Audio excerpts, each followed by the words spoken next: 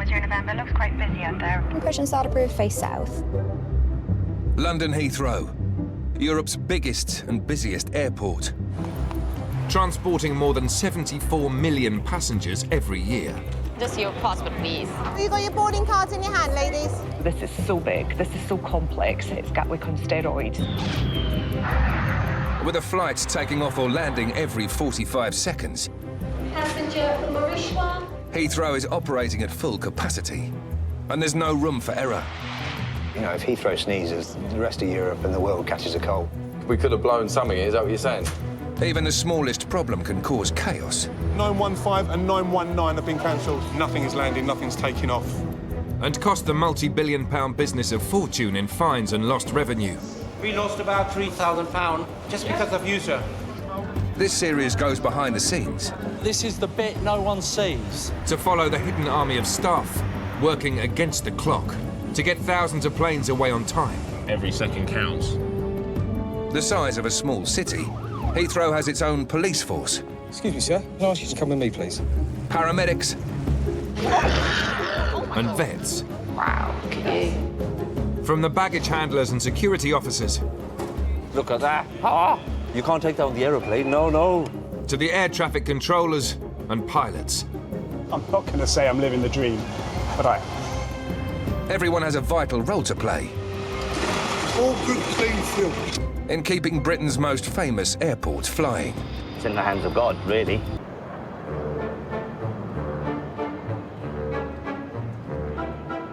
Heathrow's success depends on getting planes into the air on time. It's Saturday afternoon, the peak time for departures. And outside Terminal 3, ground staff are under pressure to keep everything running to schedule. Are you departing crew or arrival? Arrival. Oh, right, no, just Dispatcher James is responsible for getting the Pakistan Air flight to Lahore away at exactly 15:55. Flight came in late, 10 past. We came here, the fuel is here, which is good. It can take an hour sometimes, the fuel. Caterers and cleaners are here. If James misses this departure slot, the airline could be heavily penalised. Flight's not ready on time. You know, it's going to cost money or it's going to cost the airline money, so yeah, we can't afford to wait for anything. It can get very busy. Once the passengers start coming, they'll open the gate in about 5 minutes. And it all seems to happen at once. You just like the calm before the storm, really, you know. For Pakistan Air, it's the busiest flight of the week. At the gate, the check-in team has just 30 minutes to get all 350 people on board. So you have 19 kilos here, yeah? No, there's 2 more. See, that's my mum's bag I'm carrying. Where is your mum? She's over there. She hasn't got a bag with her, so... Check-in agent Maria is on the lookout for passengers attempting to slip on extra hand luggage. This way, please. The sizes of the bags, some bags weigh 15, 20 kilos. And to get this health and safety, because if it falls on your head, it can knock someone out, kill someone. So. We've got a very busy flight. Yeah. The overhead cabin cannot take the excess weight. Okay, what's the situation here? You have to pay because you have an extra bag. Okay, can we not dump a bag? You want to dump? It's fine, there's a bin over there. Okay, there, dump that bag. Thank you. Time is running out, and there are still 250 bags to check. Your scale, please. No, not yourself, love. You don't have to weigh yourself. Look over, No, darling, your bag. All right, love. Enjoy your flight. Oh. She's only about 70 kilos over. I will give you a discount. Huh? Yeah, I'll give you the discount. Pay for 3 kilos, £30. That's good. All right, £20. Huh? £20. Okay, just keep that. You're welcome. No. If it's like too much money, they want to bring it down to a point that they can pay. Do you do that? Are you up for negotiation? I'll negotiate. Depends on my mood, really. What sort of mood are you in today? I'm in a happy mood today.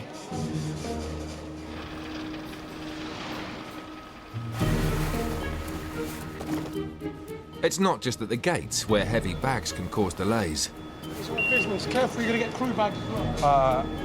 In Terminal 3's baggage depot, Andy is racing to fill 12 containers. He's got half his bathroom in this one.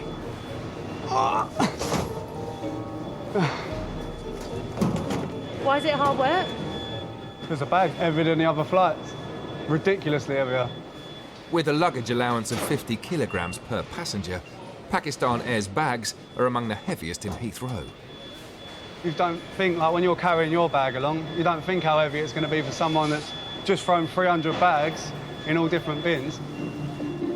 Despite the weight of the bags, Andy's got to keep up the pace. The ground crew are waiting to load the plane. Jesus. I'm knackered now. I'm boiling. See, this is why I wear shorts. I'm boiling now. I'll be t-shirt, everything coming off in a minute. Ladies and gentlemen, your boarding cars ready for inspection as leaving the lounge and again before boarding the aircraft. Once again, on behalf of Pakistan International Airline, we'd like to wish you a very pleasant flight. Thank you. What are the passengers now we're missing? 3. Yeah, which ones we're missing, please? 35. A final count reveals 3 checked-in passengers have still not turned up at the gate.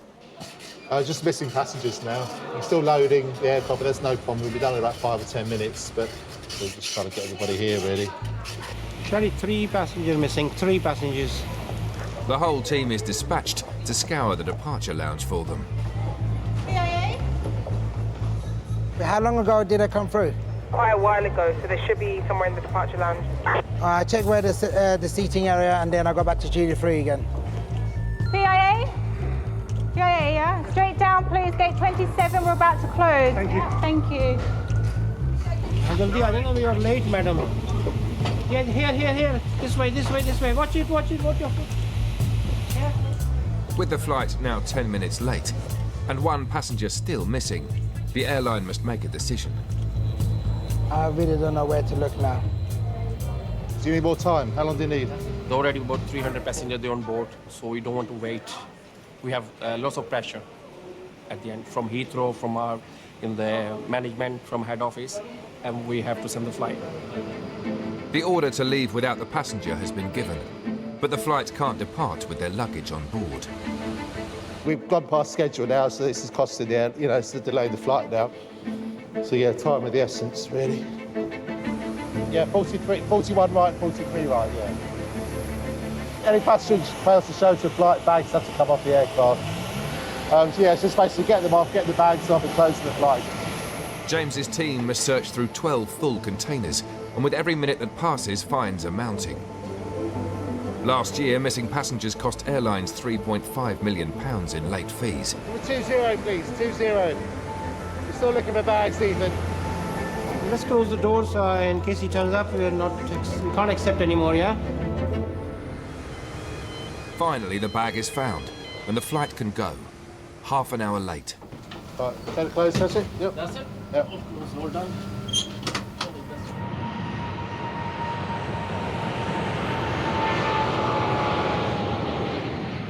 Flight is gone? Yes, sir. What time the flight is? 5 o'clock, isn't it? This flight was 3:55, sir. Not 5 o'clock. It says 14:55 you should go for boarding, which is like nearly 2 hours ago, sir. So, and we've been looking for you everywhere. Where you been anyhow? There is looking for there. Oh, you were looking on sitting somewhere? Yeah, sitting and looking for the nobody. Announcement is there as well. Nothing is. So all 200, nearly 300 passengers made it on time. So I'm sorry. But anyway, because of you, the flight gone like more than half an hour late. It's gone. Just because of you, sir. No, we lost about 3,000, nearly 4,000 pounds because of the delay, sir, you caused. The flight is gone already? Yes, sir. Right, yeah, we've got your bags up, so. You have to go and change your ticket and everything. They will tell you how much it's going to cost you or whatever, yeah? Okay, bye-bye. See you later. All right, James. All right, guys, thank you.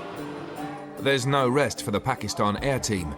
In 60 minutes' time, the next flight is due to depart.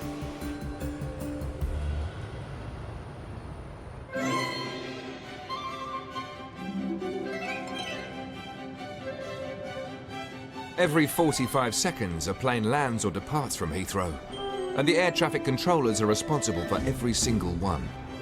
Speed 910 November. Looks quite busy out there. I reckon about 15 minutes. Iberia 31 Sierra Whiskey, monitor the tower, 118.5.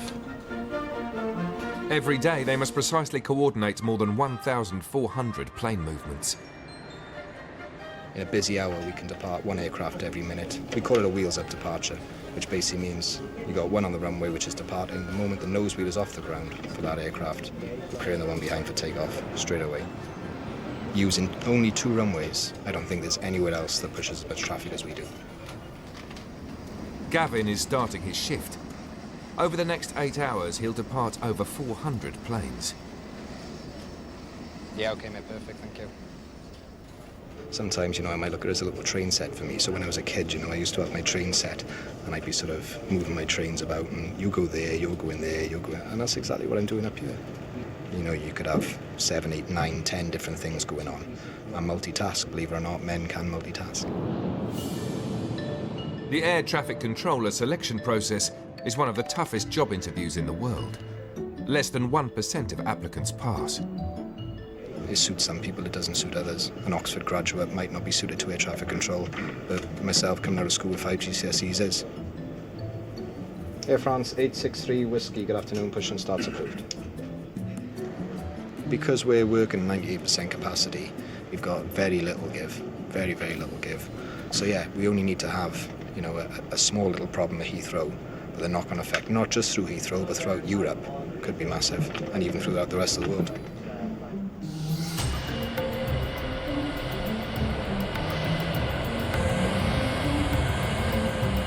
With no room for delays, Heathrow employs 350 engineers round the clock to fix any faults immediately. Oh my God, yesterday was so busy. It's a good hour. It's Thursday morning, and in Terminal 2, engineers Jack and Andy have received a priority call from security. I think it's late. It's either lane 18 or 16. We'll find out when we get there.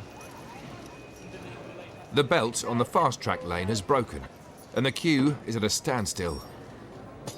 Let's have a look. We just got to turn it off completely. We want to get this done as soon as possible because depending on how busy it is, the queue can go from 10s to 100s in minutes. In Heathrow, anything that slows people down could mean missed flights. It's on the angle there, isn't it? Yeah, this is pissed, isn't it? There. Yeah, nah. Yeah, it's the roller. The roller's pissed, or is it that? The lane has been shut for 10 minutes, and the backlog of passengers is intensifying. Oh, don't do this to me, come on. I'll lift it up. Paul, get all that crap out from underneath, in between the roller and that. There? Yeah, that's it. Yeah, that's it. Running, yeah? Yeah, they're fine. All right. Good. Now that the belt is moving again, the cause of the hold-up becomes clear. What did you find in there? That right there. Yeah, there you go. That was the bit what released as we lifted it up. It's dust. It's got a bit of hair in it. Jack can keep it on his tool bag. I'll keep that, yeah. Not all heroes wear capes.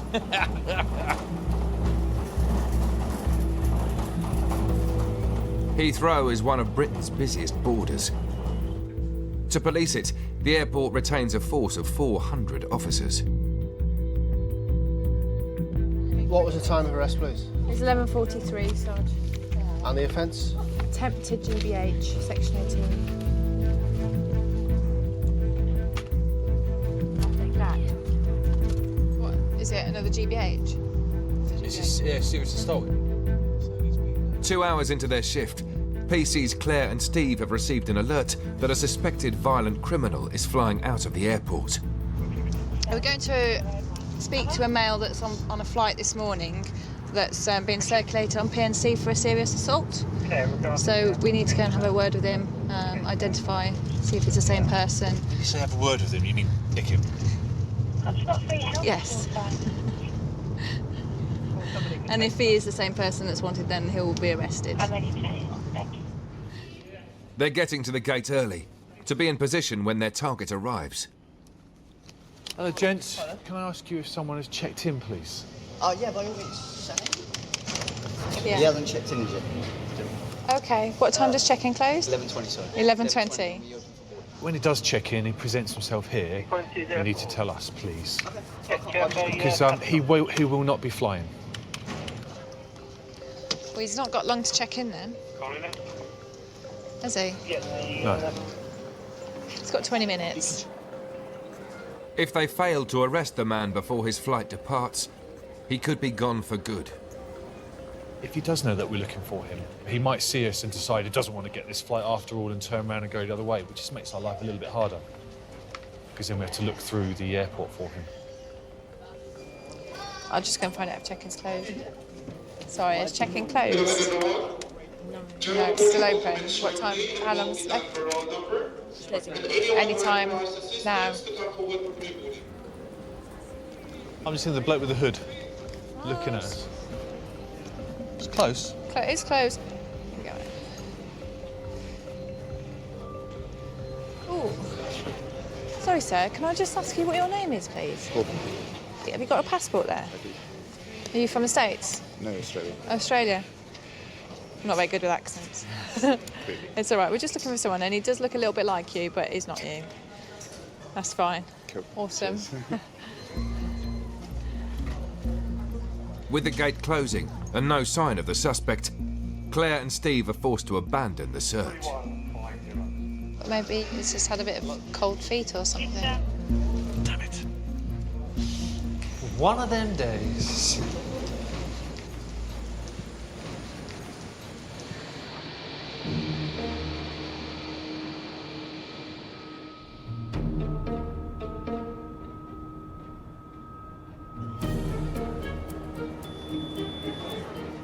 Back in the terminals, the challenge of keeping Heathrow safe never stops.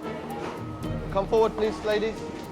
The airport security officers search over 200,000 carry-on bags a day. Oh my gosh, look at that. Ah! You can't take that on the aeroplane. No. Can't take no gun. That's yours. You'll never know what you're going to get until you start a bag search. Some of the things will shock you and amaze you. One of the stranger items I've seen was a hollowed-out ostrich egg. I've had a wizard's wand. We see a lot of adult-type items, which is not a problem, but sometimes they leave the liquids in the bags with them. There was that time when I was searching someone. They had what looked like 2 plastic vials. As I had a closer examination, there were spiders inside these vials. What looked like what were tarantulas. It's the freakiest thing I've ever seen. In Terminal 4, former mobile phone salesman Shahid is dealing with the afternoon surge of departing passengers. Okay, come over here, sir. Sorry. Is there anything sharp inside the bag?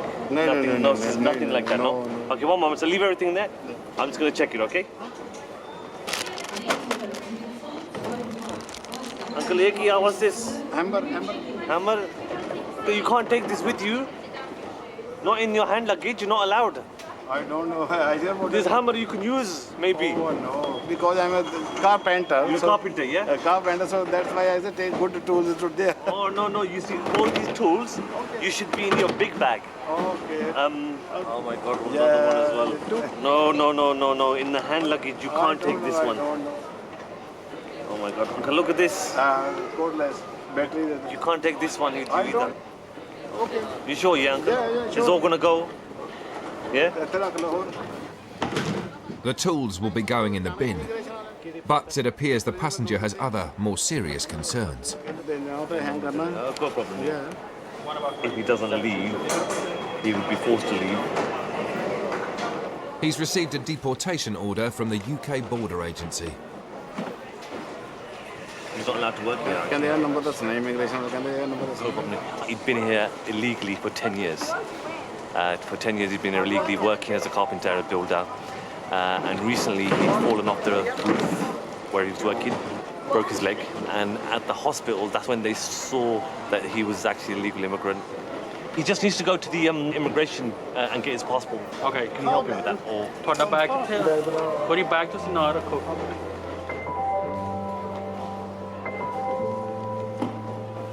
people come here on the pretense that, oh yeah, let's go to England. We'll find work here. You know, we'll make so much money. But I think when you're here, it's another harsh reality when you're finding somewhere to live and you're here illegally and you're trying to pay your bills. But yeah, no, I do feel sorry for him and, you know, wish him the best.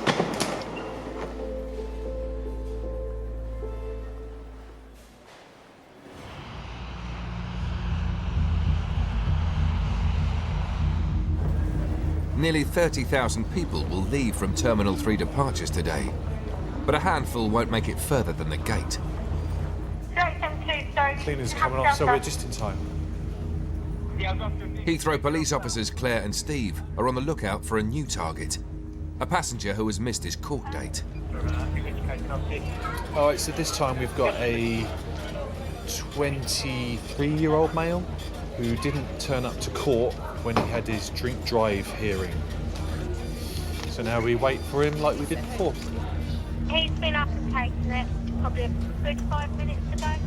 As they stake out the departure gate, Steve notices someone unexpected.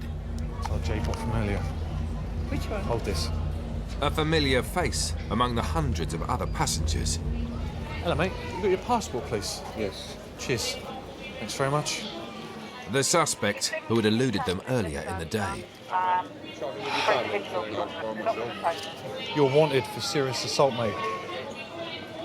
Serious assault for what? Yeah, mate, you're under arrest, okay? You do not have to say anything, but it may harm your defence.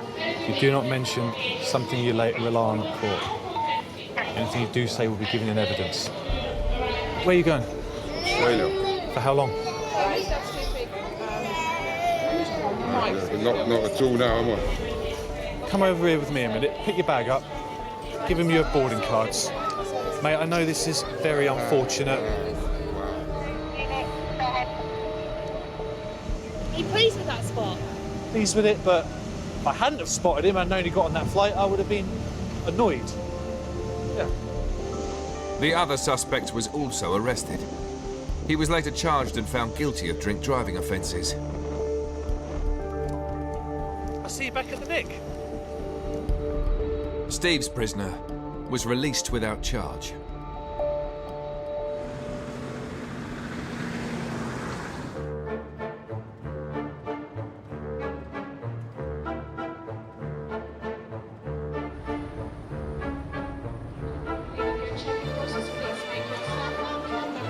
It's the start of the October half-term holidays, one of the busiest periods in Heathrow's year. Good morning, Go ahead. Do you need a hand? Is there one of you spare? This week, a new manager is taking charge of Terminals 2 and 3. 22-year-old Callum. I'll press some movement there very shortly. Thank you very much. I'll let them know.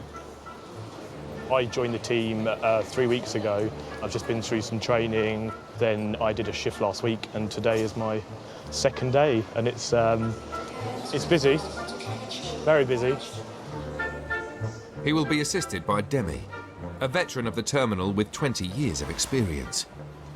There's only one person in our team that's got a nickname, Callum.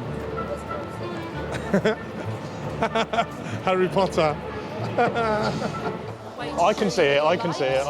I think it's more to do with the magic that I work on a daily basis as opposed to my appearance, so. Callum, like all terminal managers, will be assessed on how well he can keep the airport running smoothly, whatever's thrown at him.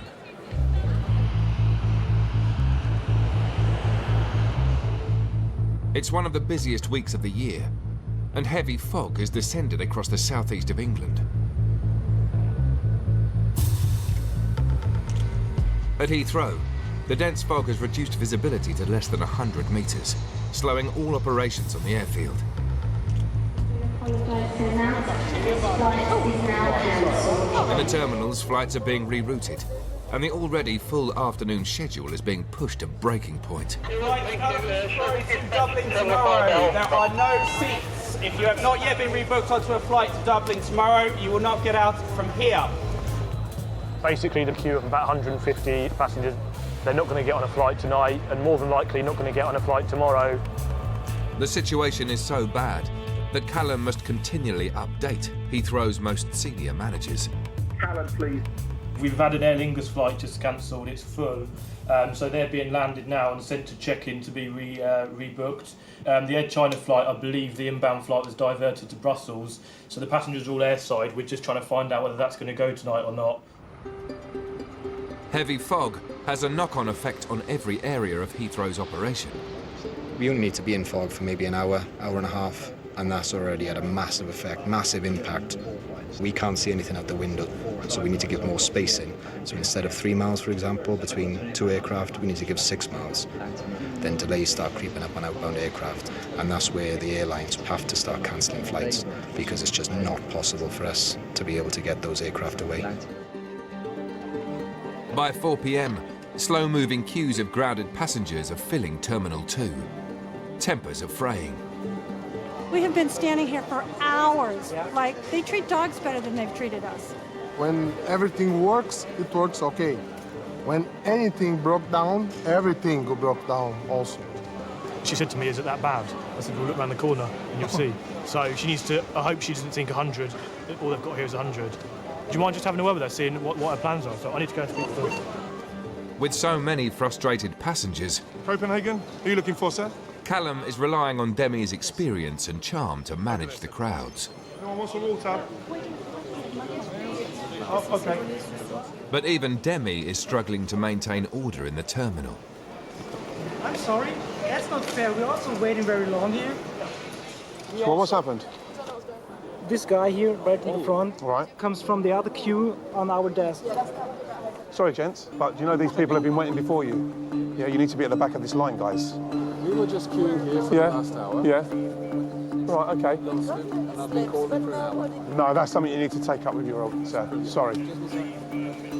He just skipped the queue and went straight to there, and I mean that's not okay because we want to have service too. If one person kicks off, then you have to do something about it. And people are frustrated enough as it is. For someone then to take their queue space, I think, yeah, it does get challenging, but I'll do exactly the same. I think it's the beast within us.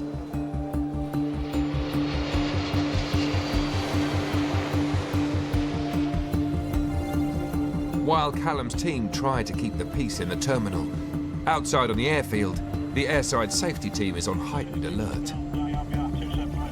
We have to make sure that, from air traffic control's perspective, everything on the ground, we can do as much as we can to keep it smooth running, and that anything that is causing a problem, we can get out there and try and resolve it as quickly as possible. With visibility falling to below 50 metres, Chris has been dispatched to patrol the north runway. Phoenix ground. Can you provide a marshal, please? Post on 411 for Bangladesh. 411 for a marshal, roger. The fog is making even basic manoeuvres, like parking at the stand, impossible for pilots. Yeah, he's probably about 10 metres from the stop bar. Excellent, thanks very much. Lovely, thanks, sir. The stand entry guidance system, which is the box there, it's basically just a guidance system for the aircraft, and it will give it directions on what's coming, so it will tell it to turn left onto stand, it will tell it to come forward, if it needs to move left, if it needs to move right. So due to the fog, it doesn't quite recognise the aircraft, so any time that fails, we then take control of the aircraft and marshal it ourselves. With the fog playing havoc with technology, it's down to Chris and the team to manually park every plane. But this takes time. Everything now has just been pushed back, so everything will be going at ever slightly a bit later. And obviously a busy airport like Heathrow, where every second counts, it has massive knock-on effects. Aer Lingus have just cancelled. The passengers are coming back here. Time to join in the party, mate. It's 9:30 p.m, and in less than 2 hours, Heathrow's runways will close. All remaining passengers will be stranded for the night. There we go. Let's go around to that's lovely. Thank you very much. Airlines are no longer providing hotel rooms for delayed passengers, and latecomers are having to fend for themselves. Anyone on that 339? For information, the flight has been postponed. So tomorrow, it's leaving at 9:30. The bad news is we don't have any rooms to give you. A lot of hotel rooms are full. I would say about 140, 150. Yeah, but nobody seems to be leaving. They're all just kind of asking questions. But it's going to probably get quite heated here because he's kind of getting a bit surrounded. If you can find yourselves a room, please find yourselves a room and then try and claim your expenses back. If passengers don't organise their own lodging, Callum faces the prospect of hundreds of people sleeping rough in Terminal 2. Roll mats here, so yeah, we have got them. So there's 14 pieces, roll mats. This time of night, you're quite vulnerable when you've got public transport stopping in the area, hotel buses stopping in the area, hotels all sold out, that's when you kind of are left with no choice but to give people blankets and a mat. We have free internet downstairs. Go on there, Heathrow Hotels, write down as many numbers as you can, and then start ringing around. With 60 minutes to go before closure, Demi steps up his efforts to get every passenger into accommodation for the night. There you go. Tomorrow morning, 9 o'clock, I have a flight here. To Toronto? Yeah. Okay. Okay. So what have they told you? What you got to do now? I don't like to go to the hotel. You don't want to go? No, I am alone. I am afraid. I can stay here, no problem. Why don't you go to a hotel? No, I don't want. Why? I am afraid. I don't. But what, you want to stay at the airport? No. Are you sure you don't want? No, do you want me to tell you where to go? Do you want me to show you? Okay. Come with me. I am afraid of little. Why? I would be more afraid in here in the airport on my own. Do you know what people would do to get a hotel room now? Right, so there's your hotel there. Yeah. Leonardo Hotel, Yeah. H4. Yeah. Okay, we'll see you tomorrow. Okay? Okay? Thank you. Okay, bye. Okay, take care. You can't have that. If that was my mum, I wouldn't want her sleeping at the airport, so I'd appreciate someone taking her down, and she probably appreciates now when she gets in bed, thinking, lovely, because she could be up here. And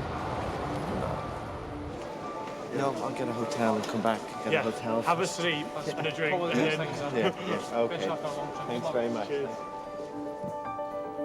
As a difficult day draws to a close, Callum, Demi and the team have managed to persuade most passengers to sleep in hotels. So we've still got passengers in the IDL. Other than that, we're all good.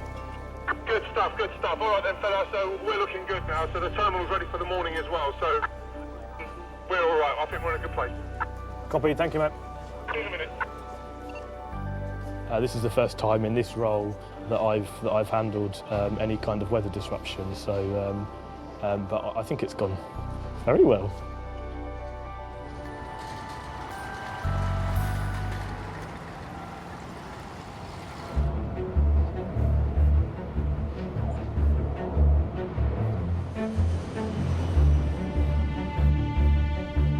Out on the perimeter road, Heathrow's Animal Reception Centre, or ARC, processes thousands of creatures arriving from around the world.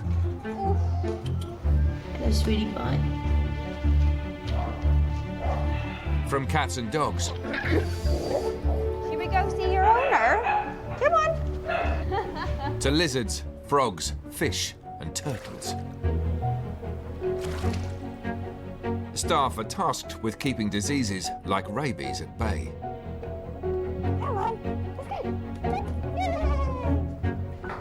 Animal Health Officer Vicky is responsible for checking in today's new arrivals. Each pet must comply with strict regulations. Ooh, let me move this out of the way. Hello. Max and Molly are from Kenya. It is quite a considerable journey for these guys. Bit of a change in weather as well. The dog's owner, Hella, is relocating back to the UK to live closer to her mum. I have a new job and I have a new house and I've got to start all over again, so I will feel more at home if I have my pets with me. Max, turning inside. This way. I'm really excited to see my dogs. And I was a bit worried about them, so I just feel guilty because I was worrying about the flight last night. Yeah, they're my babies. Yeah.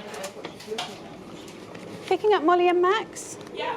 Yeah, there's just a slight problem with the paperwork. If I just take a seat, it's a bit of a discrepancy with the vaccination, so we just need to get confirmation that what they were given was a rabies vaccine, because this is their entry document. Yeah, sure.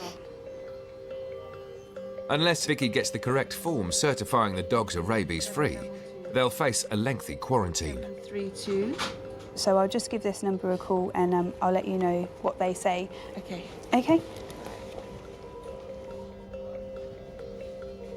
Yeah, two dogs. No cat. We need the rabies vaccine information. You want me to ring you back? So frustrating. mean, what if they turn around and say they've got to be in quarantine for 6 months? I think I will probably freak out.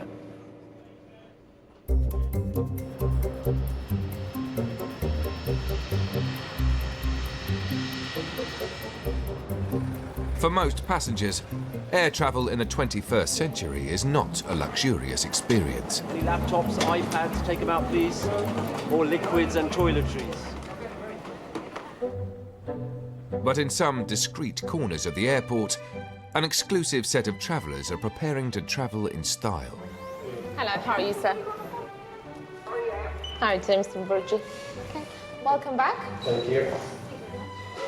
More people fly out of Heathrow sitting in first-class seats than any other airport in the world. So how many boxes of champagne? Oh yeah, 20. Ticket. Well, we haven't counted 20. It's 10 a.m.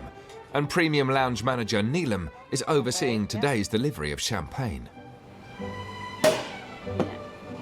Even at this time in the morning, champagne is still very popular. We can go through between 6 to 8 bottles of champagne first thing in the morning. Because they've paid so much money, their holiday starts as soon as they arrive at the airport. I mean, that's how I feel when I travel.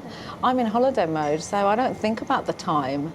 You know, I want to have a glass of champagne with my breakfast and enjoy.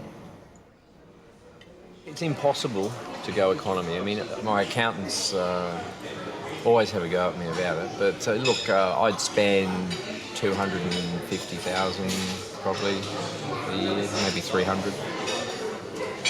On travel? On travel. It doesn't include hotels. Yes, we're ready now for you, Mr. Sage. Thank you very much. With first-class returns to Dubai costing 14 times the price of economy tickets, Callum can't afford for anything to be out of place. Take that out. It's a bit messy. I think we just need to tell the chefs that the sausages need to be cooked a little bit more. Okay. They're a bit pale, and that sometimes put passengers off if they're too pale. I expect the standards to be 100%. I'm terrible when I go out. I expect the highest level of service. I do. Complain about anything. The lounge spends lavishly to win the loyalty of premium passengers.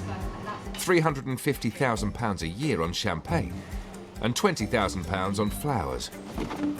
Look in here, these are really beautiful. So we're going to put these in now. How much are they per stem? Well, you'd pay up to between £15 and £20 per stem for these. I think that one's got more of those twigs in. That one has more of the twigs in than this one. The afternoon rush is starting, but not everyone's making it further than reception. Hello. Hi. Thank you so much. Oh, my lovely Mr. Nishan. Yes. I do apologize. You're a silver member. Only gold here in this lounge. Sorry, my lovely. I do apologize. Have a lovely day. Thank you. We get that all the time. We get quite a lot of abuse if we say no. Are you gold or platinum member? No. So this lounge is for business and first class, gold and platinum members. In this Or case, they protest and sit in front of the lounge and won't go. You have access to the British Airways lounge. Can't come in on there.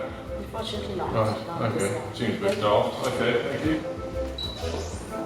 People work very hard for their money and they want the best. And if they think spending a certain amount of money to travel in first class is what they want to do, then why shouldn't they? We'd all want to travel like this. Of course.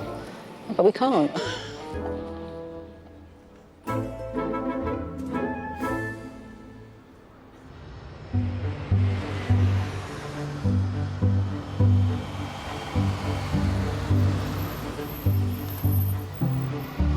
One mile away from the luxury of Terminal 3 lie Heathrow's 22 cargo warehouses.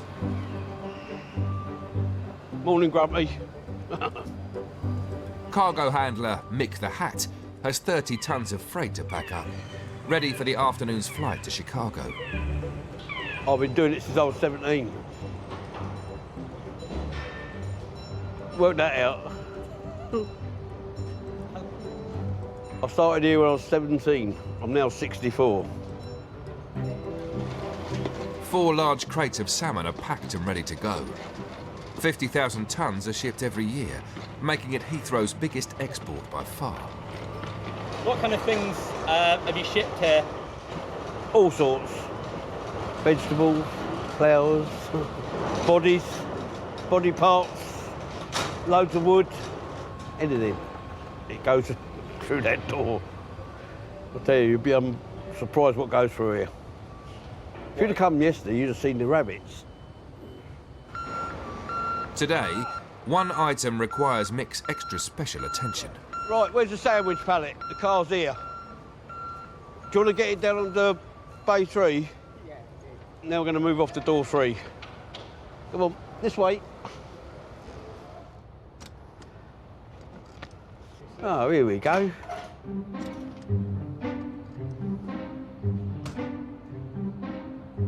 I ain't seen one of them for a long time. The rare 1938 British racing car was bought last week at auction for £500,000 by an anonymous American buyer. Do we know if there's any fuel in it? Is it? OK. It's a nice car. I'd like to own it. Bet it's a few bob, I know that. Do you know who's buying it? Someone with lots of money. A millionaire out there. This is good to go. We can send it away then. Yep. Would you want to go over the spring? Cargo is big business for airlines. Damaged freight and a damaged reputation could be costly. Right, now we're going to have to strap it down, wheel by wheel, to the pallet, so it's safe to go out onto the aircraft. Fortunately, today, they've got an expert handler on the case. Just secured it a little bit better. So we'll do the same with the back. This is one of the busiest sheds on the airport. We're always cramming freight in and cramming freight out. But that's what it's all about, getting it on the plane. Don't go on the plane, you don't get paid.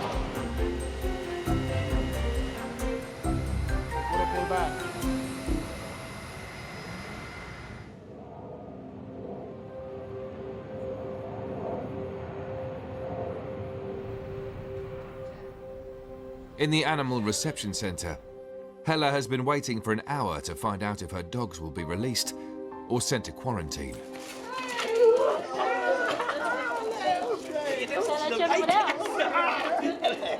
Oh, yes. You've been a good kid. Finally, the vet in Kenya sends over more paperwork.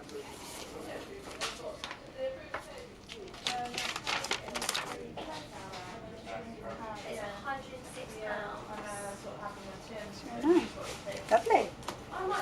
Everything matches up. Good news. Hello again. Means home time, huh?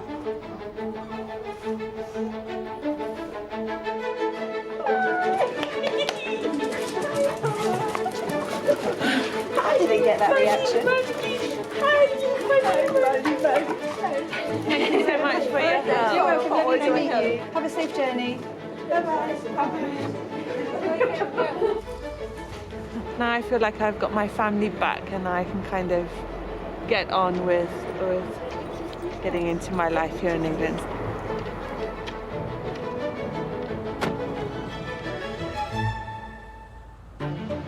Next time, an aircraft gets the world's most expensive nose job. Oh, it's like my arse when I was 6 weeks old, man. Check-in staff face their toughest tests of the year. If one of us falls, it causes chaos for everyone here. And an inaugural flight struggles to get off the ground. The response team's gone to the wrong aircraft! 0910 November, looks quite busy out there. Impression start approved, face south. London Heathrow, Europe's biggest and busiest airport. Transporting more than 74 million passengers every year. Just your passport, please. Have you got your boarding cards in your hand, ladies? This is so big, this is so complex, it's Gatwick on steroids. With a flight taking off or landing every 45 seconds. passenger from Mauritius. Heathrow is operating at full capacity, and there's no room for error. You know, if Heathrow sneezes, the rest of Europe and the world catches a cold. We could have blown something, is that what you're saying? Even the smallest problem can cause chaos. 915 and 919 have been cancelled. Nothing is landing, nothing's taking off. And cost the multi-billion-pound business a fortune in fines and lost revenue. We lost about £3,000 just because of you, sir. This series goes behind the scenes. This is the bit no one sees. To follow the hidden army of staff working against the clock to get thousands of planes away on time. Every second counts. The size of a small city, Heathrow has its own police force. Excuse me, sir. Can I ask you to come with me, please? Paramedics and vets. Wow, look at you. From the baggage handlers and security officers. Look at that. Ah! You can't take down the aeroplane, no. To the air traffic controllers and pilots. I'm not going to say I'm living the dream, but I am. Everyone has a vital role to play. All good, clean fuel. In keeping Britain's most famous airports flying. It's in the hands of God, really. Speedboat 203, good afternoon. Push and start approved, face south. Heathrow is one of the busiest international airports in the world. It's home to 80 airlines, flying to 185 destinations in 84 countries. It's 8 a.m. and at Terminal 3, American Airlines is facing one of its busiest days of the year. Thanksgiving, you're celebrating God taking care of you through a rough time. It's a big one. We all meet for Thanksgiving dinner, ham, turkey, and all the fixings. Cranberry stuffing, potatoes, corn, green beans, wine. Lots of wine. It's a deal with family. Right. And all the women will be cooking, and the men, we kind of hang out, watch football. Go Cowboys, you know. While passengers build up at check-in, on the airfield, one of the airline's fleet needs some essential maintenance work before it can fly. The parts just arrived. We're just trying to work out how to get it to 583. The aircraft needs a new radome, the tip of the nose cone that houses the plane's radar and communication antenna. The aircraft we're going to work on is going at 11:30. So it's going to be close to get it all done, that's all. The team only have 2.5 hours before passengers start boarding. And engineer Steve wants to be well clear before then. The last thing a passenger wants to see, let's be honest about it, is a maintenance engineer on board the airplane. You know, we like it when the passengers don't see us. That means our job is done and the airplane's serviceable. The plane's pilots have been reporting interference with their VHF radio. The radome has caused this interference, just a breakdown of the radome through time. The radios, the SATCOM, these are all stuff that he uses in his normal flying a long time, basically, for all sorts of different reasons. I mean, sometimes they want to just listen to the football match, to be honest with you, but I wouldn't say they do that, but but they can. The team are working against the clock, but already engineer Ralph has spotted a problem. It's covered in fucking tape.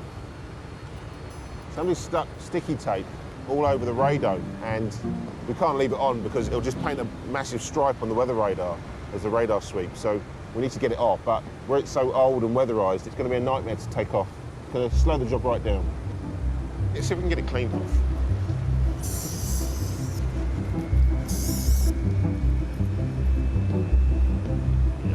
It's so old, it's just breaking down. There's now only an hour and a half left before boarding, and passengers are making their way through security. Please remove as much metallic items from yourself as possible. You're walking through a metal detector. With the clock ticking down, Ralph and Steve have decided to crack on with the job and come back to the tape later. And obviously, as you see, I'm not tall enough to do any of the manual work, so I've got to get the big guys in to do it. My big guns, as I call them. A new radome costs more than £40,000.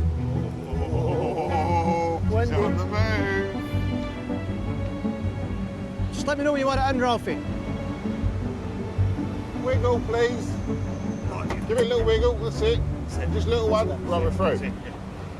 There's so many fine details, and they have to be right. Once you've made a mistake, there's no going back. So you've just got to get it right. That's why you have to take your time while you've got it. But time is not on their side. Back in the terminal, passengers are already making their way to the gate. Oh, it's a tree. Fleeting tree. With minutes to go before boarding begins, the radome is on. But one sticky problem still remains. Right, some tape. Unless they can remove the tape, this flight will be grounded. So Ralph is forced to improvise.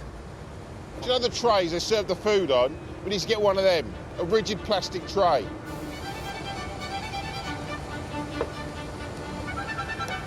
You got any cloths up there? There you go, mate. What? You a big lump? Come up with that, yeah. Yes, Ralphie boy. Get in there. Voila, c'est bon. Oh, it's like my arse when I was about 6 weeks old, man. We're done. Perfect. We've managed to get it off of the aeroplane and get it refitted to our new aircraft just in time. A nice piece of rigid plastic did the job.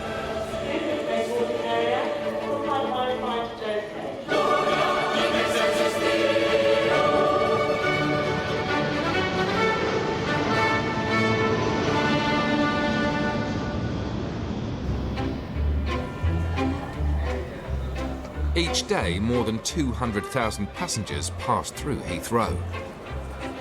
To keep the cascade of travellers moving smoothly, the airport employs an army of passenger experience managers. Are you okay, sir? You look a little bit lost. They say that I got there late. Sorry? And they are asking me now to pay £338. Right. And I got here on time. In Terminal 4, Sunita is in the middle of a busy day shift. Hello. Are you trying to repack? No, we're just organising, yeah. Okay, I was going to say, if you wouldn't mind, if you just move up to the side there, because you're right in the middle here. Do you think you have to be bossy to do your job? I don't think you have to be bossy, sometimes you have to be assertive in order to get certain things done.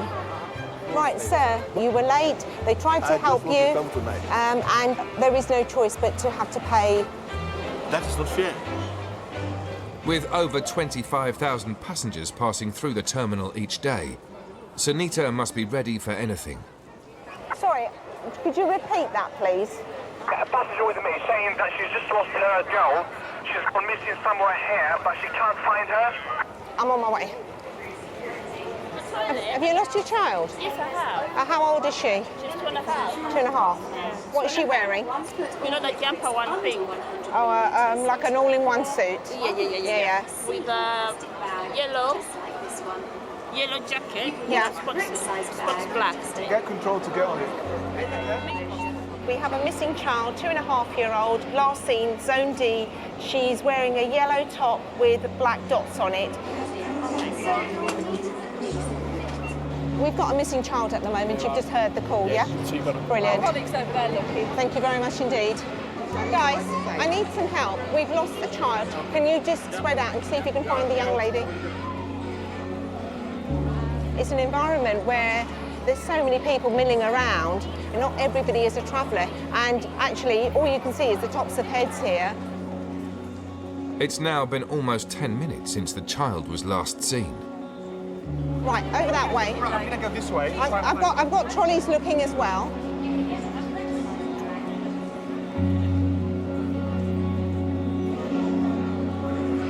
Can you still be advised we found the missing child? Okay, many thanks.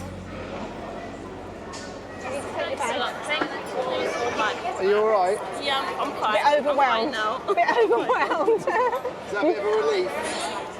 Very relief. More than Was she with anybody? She just wandered off, did she? Is that what happened? I think so, yeah. I think she phoned me when I was going to the toilet.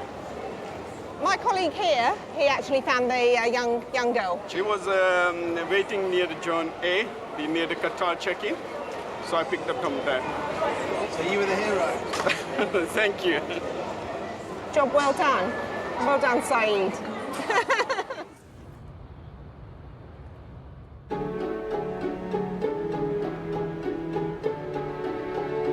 Heathrow employs over 75,000 people. and they all have to work in sync to get passengers away on time. One of the main bottlenecks is security, where staff have to process over 100,000 travellers a day. Thank you very much. Please take out your laptops, iPads out of your bags. Can you just clear your bags? Because otherwise A passenger and 5 of his family are running late for their flight. But security officer Tony needs to take him for a private search. When I touched him, I could feel something, so obviously I need to get it clear.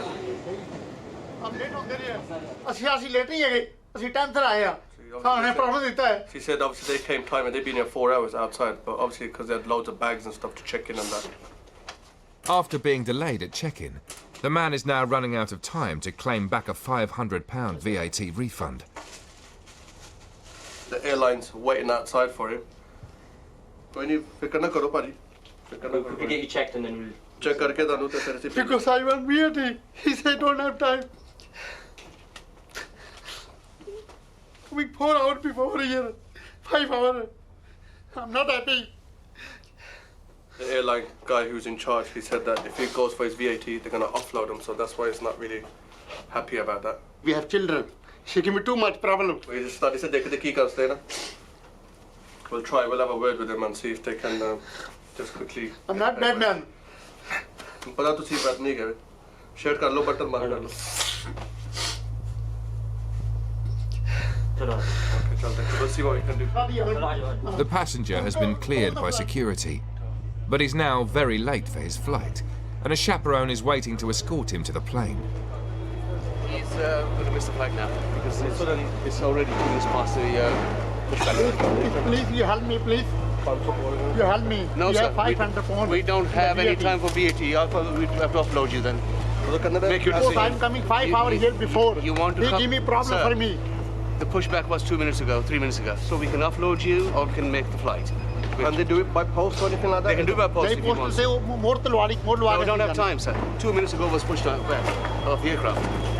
You need to pick up all your bags, please. If they wish to go for VAT, we can't hold them. They will miss the flight and it'll cost them a lot of more money, time. Perhaps tomorrow or the day after, they'll get a seat to go back to their country. It's their choice. The flight is now late for its departure, and the family could be offloaded at any minute. Give me too much problem in India. To make matters worse, one of their bags has been flagged for a search. Now we're going to go back in the way you came in again. Just me. Oh, tea set in there. Okay, can you just take it as it is and then we'll... Let's take it in your hand. You do it on board because it's not time here, yeah? Okay, let's go. The airline is closing the gate, so Tony lends a hand to try and help them make the flight. Too much problem. Oh, thank you. That's fine. We don't have problem. Yes. The family make it with seconds to spare, but the hold-up has repercussions for the airline. We lost the slot. Next slot might be in half an hour, 2 hours, when we don't know when. Actual airline now will have to pay extra money for being at the gate. Passengers, 340 of them, they will perhaps miss connections going to India. So it's a knock-on effect. I did feel sorry for him. I always try to help everyone who I can help. And that's my aim here. Come here, do what I can do, try to make the passengers happy. These guys done a wonderful job. Thank you. Take care, yeah. One love.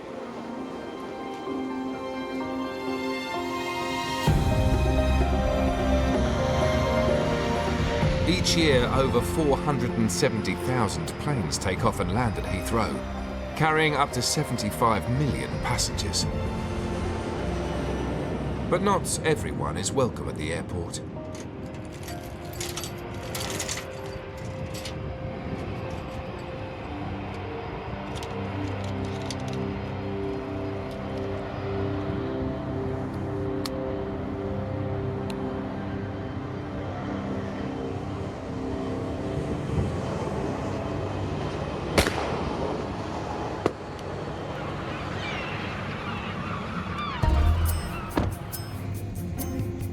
Today, Airside Safety Officer Chris has been assigned one of the department's most important jobs. Most people wouldn't believe it, and if you said it, they'd probably laugh, but we have to spend part of our day making sure that we disperse birds. Heathrow attracts a hell of a lot of birds. You've got a lot of grass where they can hide from prey. There's a lot of food source around. Aircraft and birds just do not mix. When the aircraft is taking off, they'll hit a point called V1, which basically means where an aircraft cannot stop. It has to take off, and that's when the engines are working at maximum power. And if you've got an impact of a bird at that exact moment, I mean, the worst case scenario, it could bring an aircraft down. Birds are right up there with something that can cause a major accident and impact on an aircraft's safety. At the end of the departing runway, a flock of starlings has gathered on top of the instrument landing system. See all those birds there on top of the ILS. So this is one of our methods for dispersing birds. It's called scarecrow. We can select whatever birds we need to disperse. So we'd go to starling and basically play the sound. It's a distress call.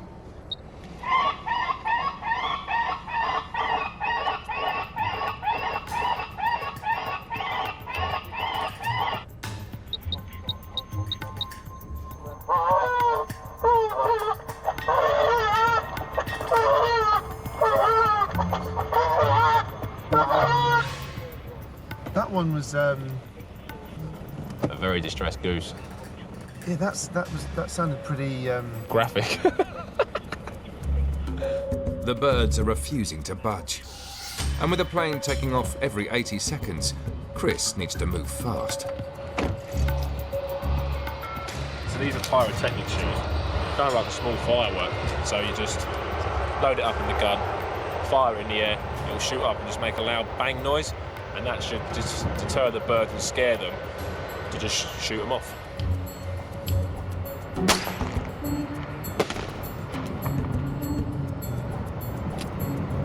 I've scared them enough that they've vacated the grass area, so bird dispersal.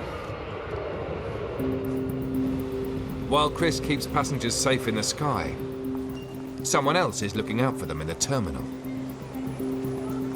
London Ambulance Service employs a team of cycling paramedics at Heathrow. Bikes are a fantastic way of us just getting around and giving a really quick response to jobs with everything on the bike that we could possibly need as a mini ambulance. Paramedic Izzy has been called to a passenger complaining of severe abdominal pain. You okay? You feel okay? Just the pain. Just the pain. Right. Do you want to sit on here for a minute, my love? Where it's a little bit more comfortable. Lovely. So, abdominal pain, both sides, worst on the left. Okay, and when did it start? Like a week ago, but very, very...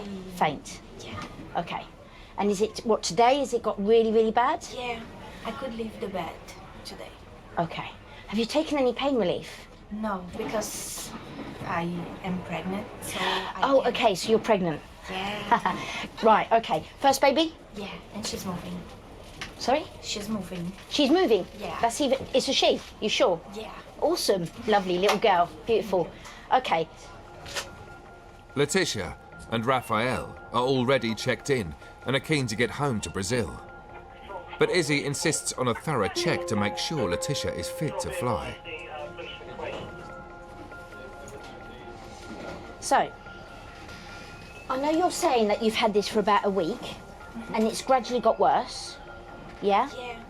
But has it changed in area at all, or has it always been... concentrated here. Always been there? Mm-hmm. Okay, so the problem is that as the belly gets bigger in pregnancy, you can get kind of pains like this. But because something in there is very, very precious and very, very important, we never tend to mess around with pregnant ladies. Okay. So I'd like you to go to hospital, please. Yeah? Yeah. Okay. It could be nothing at all, but we don't want to risk baby. Of course. Or you. You know, where are you flying to? It's about 11-hour flight. No, yeah, okay, Yeah, so, no chance. Yeah, safer. they can rebook your flight, okay? Okay. All right. Thank you. Good, no problem whatsoever. Shall organise an ambulance for you, my love. Could I have an ambulance, please, for my patient? She needs a checkup at maternity, over. Keep yourself nice and warm. Okay. After a visit to hospital, Letitia was given the all clear, and the couple flew back to Brazil the following day. Good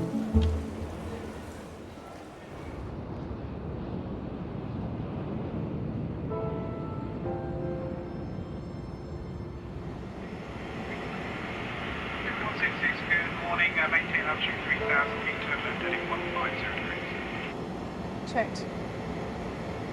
Clear done. Target evening is speedbird 166. Good evening, Speed 166, clear land, 27 left surface, wind is 230, 15 knots. 500. Okay, guys, happy there? I've got the freeze on now. Okay. On the outskirts of the airport, British Airways Global Learning Academy houses one of the most sophisticated training facilities in the world. Today, 3 of their top pilots are practicing to fly a brand new addition to their fleet. An updated version of an aircraft named the Dreamliner. The simulator is so sophisticated and it's certified for us to be able to train our pilots. So actually the first time that they operate the aircraft for real will be with passengers. At a touch of a button on these screens here, I can make it daylight. We can bring it down to dusk. We can put on weather effects, so we can put on some rain and hail. You get puddles on the tarmac. It is just like the real thing at London's Heathrow. It's not just for fun. I mean, it really is important that we are able to operate these aircraft in all of these conditions. I imagine it's quite fun as well. Of course it is, yeah. And it won't be long before pilots have the chance to fly the new aircraft for real. Because back on the airfield, it's being delivered.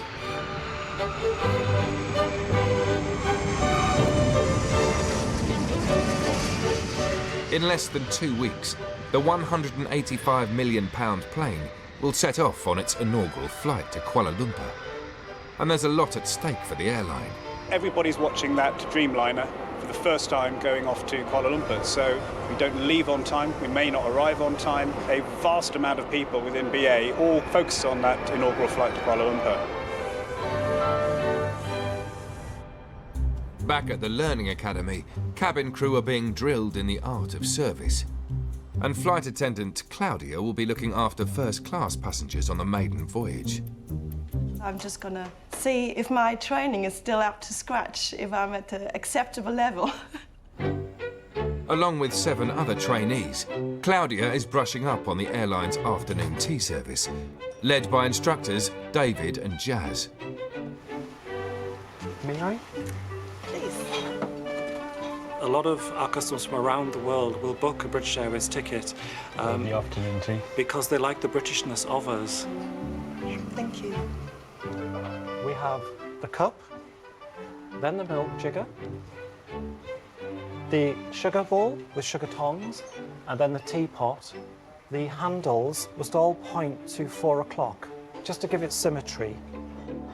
Does one enjoy afternoon tea more if cups and saucers are placed at 45 degrees? It's symmetry, everything in such an angle that it looks pleasing to not just enjoy, but to look at as well. In just 12 days' time, Claudia will be put to the test on the inaugural flight.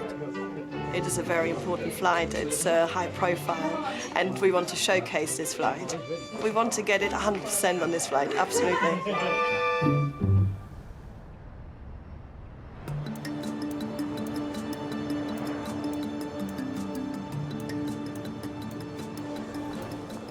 It's the last Friday before Christmas, and the busiest airport in Britain is about to get even busier. At the north end of Terminal 4, Biman Bangladesh have started checking in passengers. Passport and tickets, please. And check-in agent Lacey and her team are facing a challenging afternoon. It's daunting more than anything because it will be busier today than it is, I can imagine, any other day of the year. It's just over 400 passengers.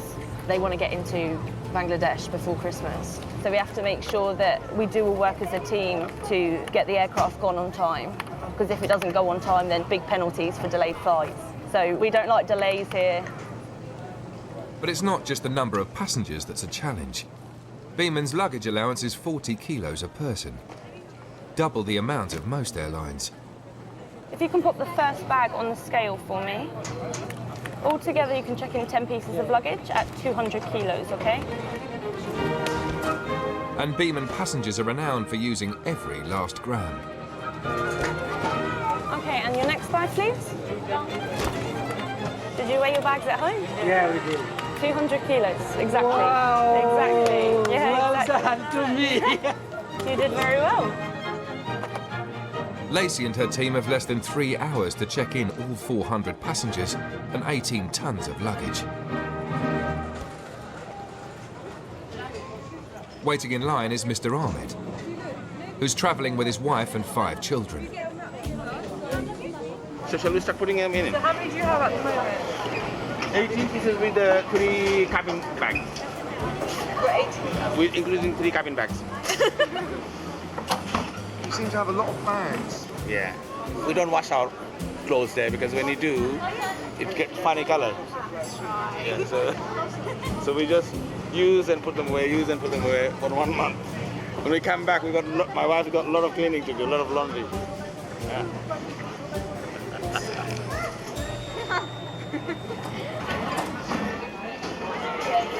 The belt's just stopped at the moment.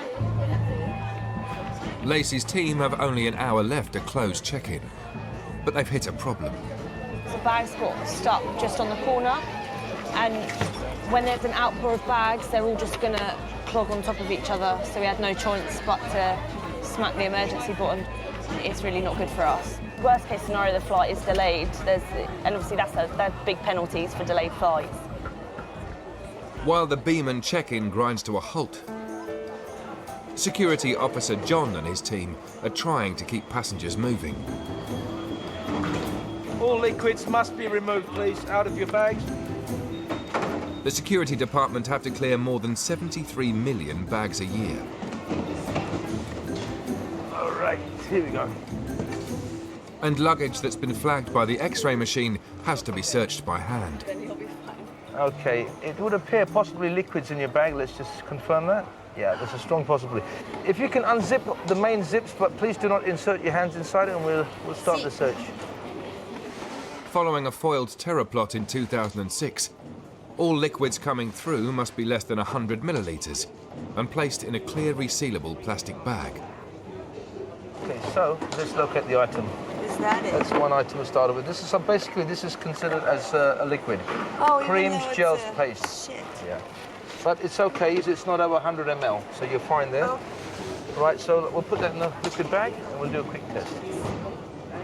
Any liquids found in luggage must be tested for explosives.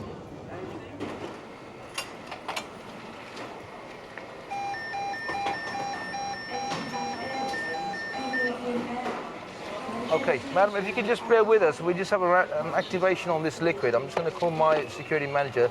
We're just going to run through a few questions with you. This has been checked, and when I put the swab in, activation. The bag has been isolated from the passenger. John needs to conduct further tests on the liquid. Meanwhile, his security manager questions the passenger. Where are you flying today? I'm flying to Dublin. What's your profession? I'm a line cook. Any contact with any chemicals? I'm from Colorado. Like, there's weed all over the place. There's weed all over my house. And hash oil and stuff. No, that wouldn't be an issue, no. I don't know. Okay, all clear. Can I return to the passenger? Okay. Right. Fortunately for the passenger, John's additional tests have come through clear. guys are nicer than TSA. Well, I always believe treat as you like to be treated. Exactly. Right? We're all human, right? Thank you. Same species. Have a good journey. I shall. You have a wonderful day. Thank you, Mom. It was a little unnerving. I come from Colorado, so I feel like that even though he said that it's not an issue, I'm around a lot of hash oil and weird stuff like that all the time. It could have just been my hair dye that set it off. Where are you off to now? I'm off to Dublin. I want to hang out with Irishmen in kilts. Do they wear kilts in Ireland, or is that just Scotland? Back at the Beaman check-in, the baggage belt is still down, and engineers have been called. It's been down 15 minutes now, so it's really not good for us when we need to. We'll close check-in in 55 minutes. We all work to time, and if one of us falls, it's a domino effect. It causes chaos for everyone here.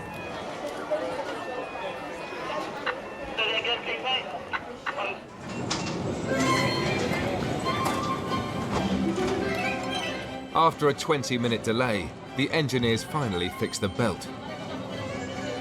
Lacey's team now have only 50 minutes to check in the rest of the passengers. It's doable, she says. Fingers crossed.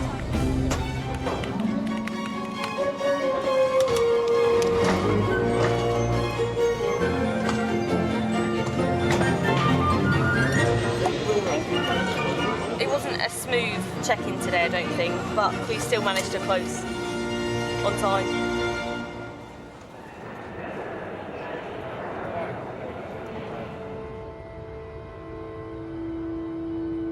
As night falls on the airport, animal vet Liz is preparing for the arrival of some exotic cargo. They're going to bring him in there, yes, back there. The animals have flown over 11,000 miles from the other side of the world.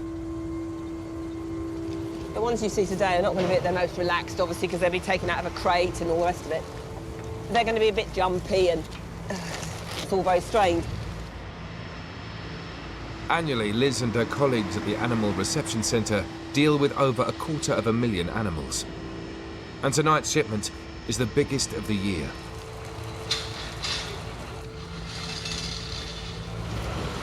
The ones for Holland and Belgium have Holland and Belgium neck tags on it, so it's easily picked up. Right. Helping Liz is expert keeper Steve, who's travelled with the animals for more than 30 hours. The Suris are quite highly strung, so we just have to be careful with those. As long as you know how to handle them, you know the mannerisms of them, you know where to place yourself, there shouldn't be any problem at all. I've gone through all the health certificates and checked them on here, and we're doing it all from here, so... Oh my God! We flew over with 78 alpaca from New Zealand. We've got one for the UK, 3 for Sweden, a couple for Belgium and Holland, 32 for France, and the rest for Germany. Liz and Steve must now separate the jet-lagged alpaca into smaller groups, ready to be shipped. Whoa, bunny, whoa, bunny. Got it? That's it.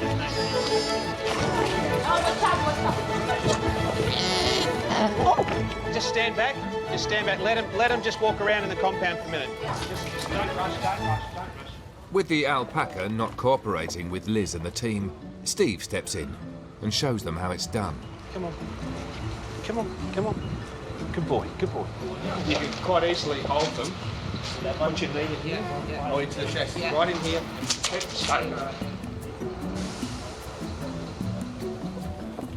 These alpaca will be farmed for their sought-after fleece, and they don't come cheap. They range from around 5,000 Australian dollars up to around 25,000. That's what we're looking at in total, roughly. You're probably talking about 600,000 over the 78. That's actually quite a small shipment. You know, we've had animals worth $175,000 each. Yeah, fair whack of money. But for Steve, it's not all about the money. It's always pretty sad when you actually wave goodbye to them at the end of the day, but hey, it's their next phase of their life across Europe, and it's good to see. Come on, boys, up. as the Alpaca continue their journey. At Terminal 5, another flight is preparing to leave. Tonight marks the inaugural flight to Kuala Lumpur for British Airways' new Dreamliner. Inaugural flight 787-900, one of our newest ones to KL. All a bit excited for that? Yes. Key aspects, obviously it's an inaugural flight, lots of people are watching it, rest of BA want to get it off on time. Would appreciate that. While the crew make their way to the gate, on the tarmac, turnaround manager Alan and his team are working hard to make sure the departure goes to plan. I was just inquiring about whether the flight deck will be in a position to go early. They're up for it. We want to be the world's punctual airline, but that's what I'm here for, to get a plane away early or on time at best. Before takeoff, the plane needs to be filled up, and jet fuel is a flight's biggest cost. But the Dreamliner's state-of-the-art design means it saves the airline 20 to 30% on their bill. I kicked off 25 years ago on a 757, and to come and develop into this sort of aircraft is fantastic. It's very exciting. The Dreamliner is one of the fastest commercial airplanes in the world, reaching a ground speed of over 675 miles an hour. I'm not going to say I'm living the dream, but I am.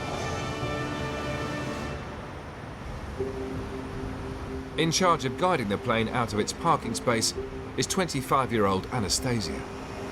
I'm the headset operator, and then I'm normally paired with a driver, and we just push back aircraft on departures.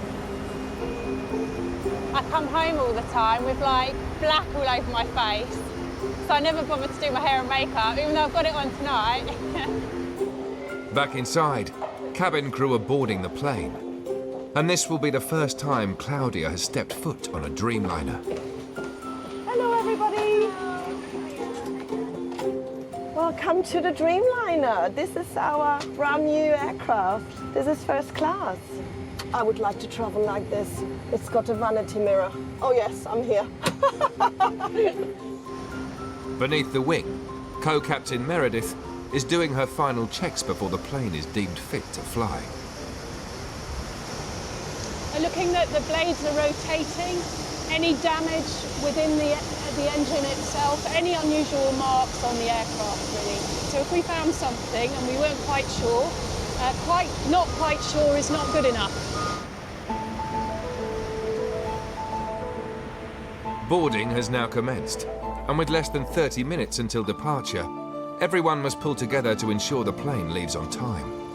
It's now given me the ability to communicate, so I shall request a route. May I take a jacket, sir? Helen, good evening. Hello, can I take the ground power out yet, please? Thank you. Take care.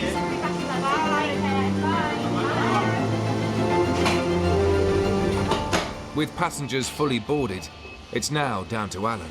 10:02 is departure time, and we're hoping we might be able to get it on its way 5 minutes early. It's just downstairs that I'm hoping it's coming together, and it looks like it's doing just that. Hello, flight. I just need to get an update from the refueler because he hasn't budged yet. I'm not sure if his vehicle's working. The plane is ready to go with 5 minutes to spare. But there's a problem. The refueling rig is, how we say, gone US. He can't move it.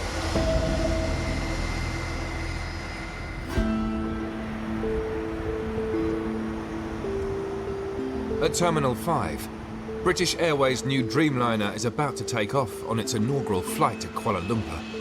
Just downstairs that I'm hoping it's coming together, and it looks like it's doing just that. But with only 5 minutes until its departure time, pushback crew leader Anastasia has noticed a problem. Hi, the refueler's not budging.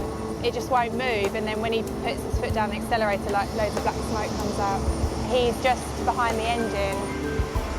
The refueling truck is stuck under the wing, blocking the plane in. Hey there. Hey, can't we help? They've got to send someone to me. OK, so all organised, somebody will come out. Yeah, on the way now. It was perfect. He's getting the response team out to move the vehicle. So I guess it's stuck.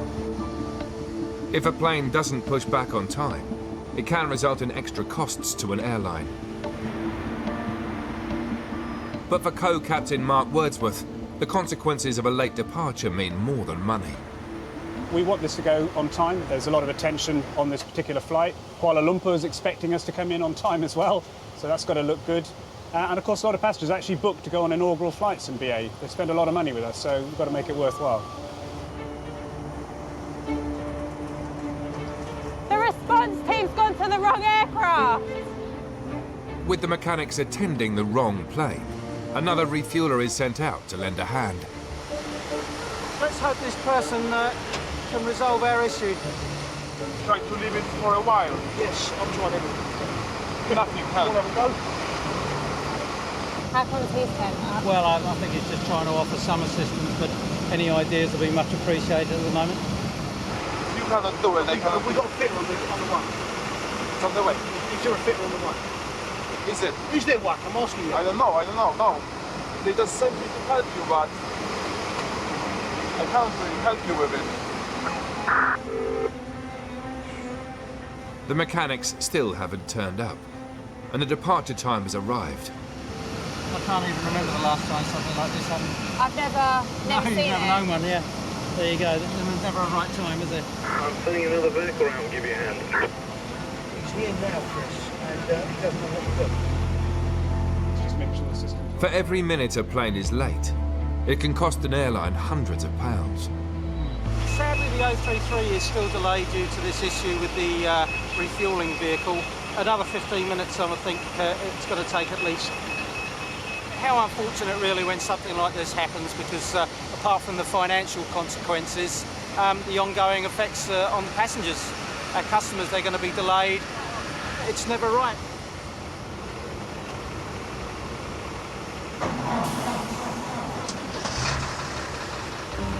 "13 minutes after the scheduled departure time, the refuelers finally get the truck started. There you go, these things happen. All right, take care. Right, our problems are resolved on the 033 on stand 518. If you can put it ready to go in now, that'd be great. Everything's sorted, flight crew have called for clearance, and now we're going to push. Still a bit disappointed that we weren't able to go a bit sooner. And we still haven't gone, have we?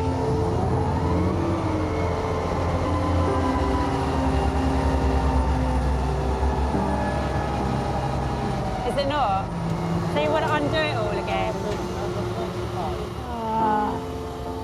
Just as the plane is set to go, Anastasia and her team hit another problem. Are we good? We're having problems with the tractor now. This is embarrassing. I thought as much. When he's lifting up the aircraft, it's not locking out.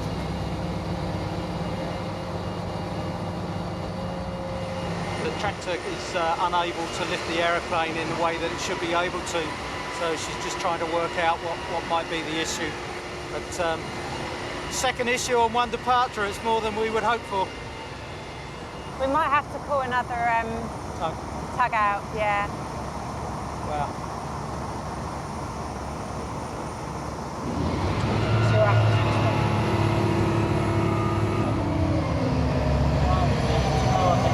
Yeah? Yeah, that's green light. Oh, yes. We're good to go. We good? Yes, we're good. Problem overcome, we're on our way. 24 minutes after the Dreamliner was meant to leave, it's finally on its way. You're actually thoroughly disappointed. I am.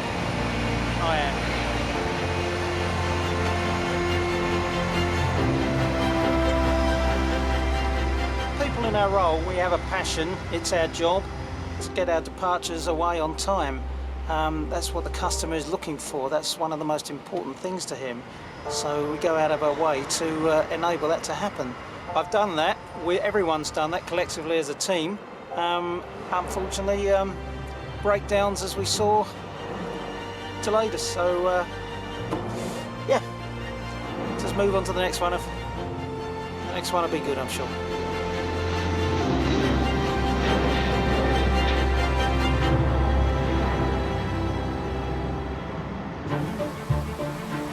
Next time, Storm Imogen causes havoc at Heathrow. The queue is round there, please, sir.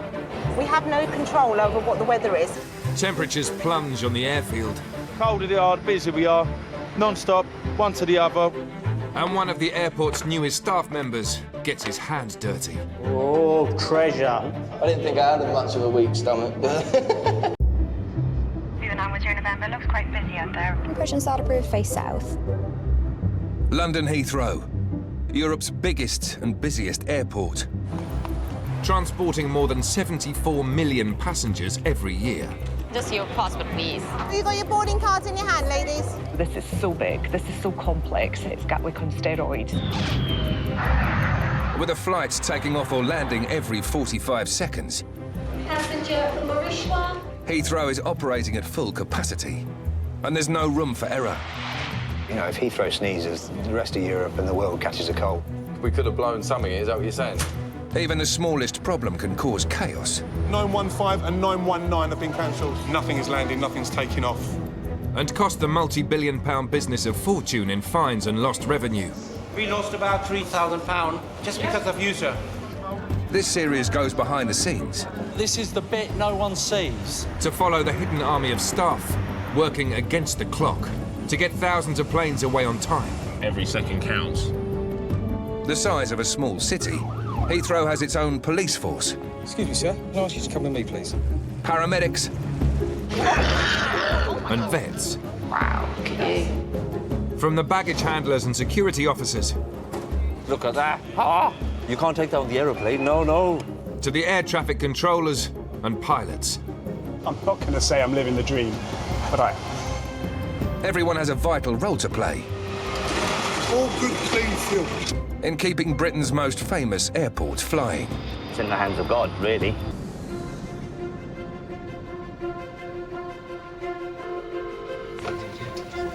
Good afternoon, APOC. In Heathrow's central control room, staff are monitoring every inch of the airport, from the passengers in terminals to queues and traffic. With how busy we are at Heathrow, we look at our punctuality scores, and our arrivals and departing punctuality is pretty much what we live and die by, because we know that that's absolutely the heart of what our passengers want, is to get away on time. And trust me, we want you to get away on time as much as anyone else does. But the one thing Heathrow can't control is the weather. Today, Storm Imogen is blowing gale-force winds across the airport. The 60-knot winds are so severe, they're starting to disrupt the flow of arriving planes. We've got high winds, and what's more problematic is the gusting crosswinds. Weather has ramifications quite a long way down the line. This problem isn't just at Heathrow, this is for the whole of the southeast of England. So where are these aircraft actually going to land? Out on the airfield, Safety Officer Simon is monitoring the deteriorating conditions. You can see in front of me here just how strong the wind is. The guy's trying to do his coat up there. He's really fighting to stand up there at the moment.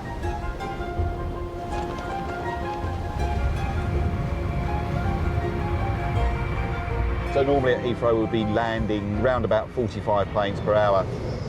Due to the strong wind today, we have got some air traffic delays, meaning that we are landing 32 per hour. Inside the cabin, it will probably be a little bit bumpy. The pilot would have explained that it's not going to be a smooth landing, but I would visualise it as just a scary fairground ride. You may feel a little bit of jolt in your stomach. Very well done by that pilot there.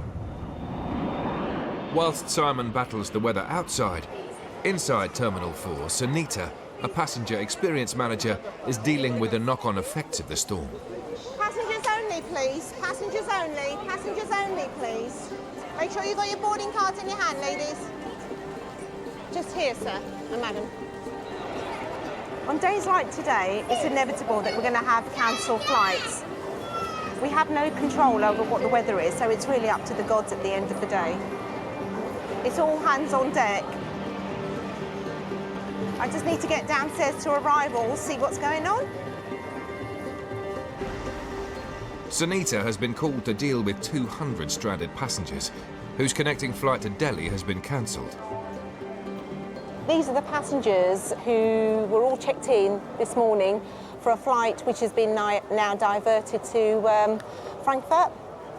They're actually waiting for the coaches to take them to the hotels. Hello, yes sir, how can I help you? We've been waiting since it's almost 4 hours. Yeah. And we're standing, we are treating like goats. We do not have any clear information. Did you have any idea when we will get next flight? That's something that the airline are working on as we speak. The first coach has arrived, but with only 50 seats, there's a rush to get on. Can we just stay in a queue, please, sir? Just stay in a queue, then at least everybody will get on. In these situations, it should be the airline who deal with the passengers. But with nobody around, Sunita has to manage the crowds. Sir, just the queue is round there. The queue is round there, please, sir. I don't want pushing in, you know, because everybody's going to get upset. There will be another coach coming at the moment. Roughly how long? 5 minutes. Well, that's what they were told before, and it's taken almost about 15, 20 minutes, and people were standing out in the cold. Right, this coach is going. With the bus now full, a handful of elderly passengers have been left behind. Jadi next coach na 15 minutes karani hai, वापस चल जाओ in the terminal. Sorry. चलो मैं दम लेके जानी अंदर. Under out, please come inside because it's very cold. You're going to wait outside. We came from Canada. We're going to India. The airline is stupid. They're not manning good, you know, all day, there or there. Bad. When you feel that there's nobody else around and people are a bit lost, somebody has to resume control, and basically that's what I'm doing. Outside on the airfield, the winds are getting stronger, and loose items are being blown onto the runways. Simon is on the lookout for foreign object debris, or FOD.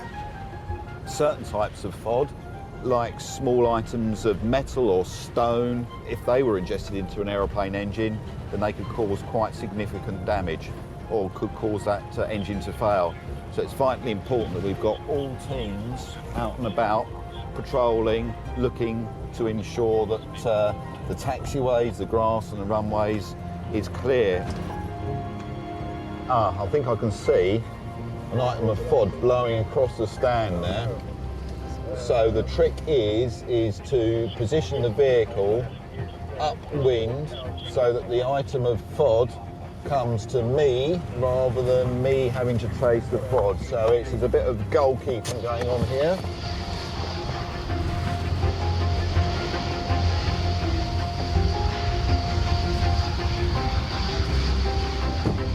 So this is a pillowcase. It's obviously come out of the aeroplane. The size of it would indicate to a pilot that there is something significant on the taxiway. Last year, 2,400 minutes of delay at Heathrow were attributed to FOD. We have another item of FOD that's just about to blow behind that departing aircraft there. Missed it. Wind's too strong at the moment. I'll have to reposition myself over there. That item of FOD's just about to blow towards the landing runway. And yes, the fence has caught it for me. It's done a job. So I'll still take it away because it may bounce over. And as you can see, the actual landing runway is just a few yards beyond this fence.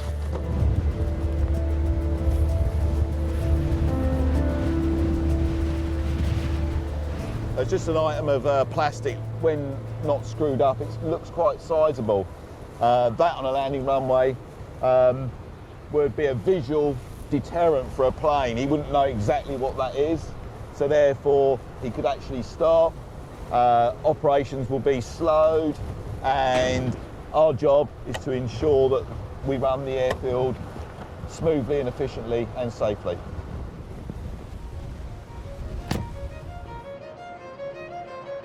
While Simon struggles to keep the airfield clear, back in Terminal 4, Sunita's stranded passengers are still waiting for their coach. वारी सारी जाती है ना जल्दी से इतने बैठ कोई ना बस नहीं जानती पता ना पीता ब्लैंकेट चाहिए ब्लैंकेट पानी चाहिए मैं पानी लेके आनी I'm just trying to look after the passengers' well-being. Nobody's here actually looking after them.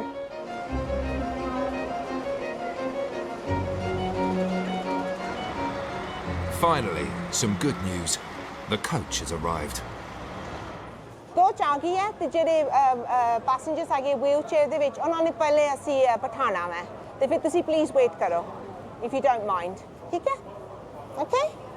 We're putting the wheelchair passengers first. So let's just not have this mad... Please, tusi, please. Koई na, tusi wait karo. I know. I'm just... I'm anu das diya. This time, Sunita is determined to leave none of the older passengers behind. Patrick, एक minute.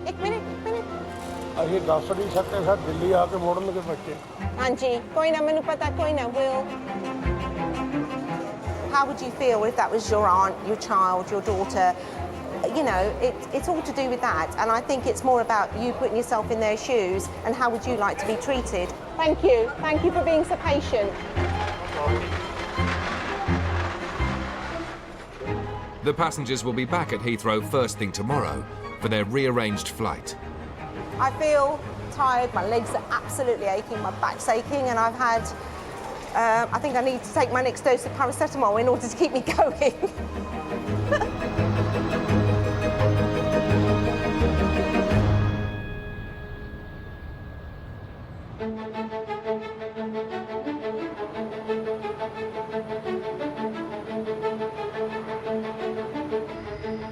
At Heathrow, airlines live or die by their turnaround time, the speed at which they're able to get an arriving plane ready to depart again.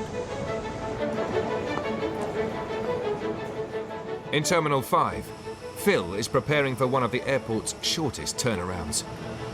Oh, you don't know The flight from Brussels is on approach. From its arrival, Phil will have just 50 minutes to get the plane back in the sky. Time's critical. We need to get them away. The customers expect to arrive and depart on time, and also it's in the company's interest because the aeroplane's making money when it's flying. So, but yeah, 50 minutes is tight, but we'll do it. Right, the aircraft has now landed, and I'm going to now go and meet the arrival. Lots of walking, lots of stairs, but it saves on the gym bill. With such a tight turnaround, Phil has no room for delay. He needs the arriving passengers off as quickly as possible. The brakes are on. The countdown begins now. Hold on. Here we go. As Phil manoeuvres the air bridge into position, the fuelers and baggage handlers get to work under wing.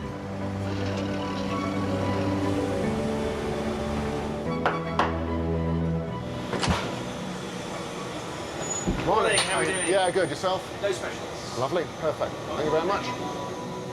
Normally take about anything between 7 and 10 minutes for the passengers to get off. Eats into your departure time and eats into your turnaround time. With the plane cleared, Phil now has less than 40 minutes until takeoff. Cleaners are just turning up. They will then start cleaning the aircraft from the rear and hopefully have it ship-shape ready for the passengers in a few moments. They get given 7 minutes, believe it or not, so they do a fantastic job in the time allocated.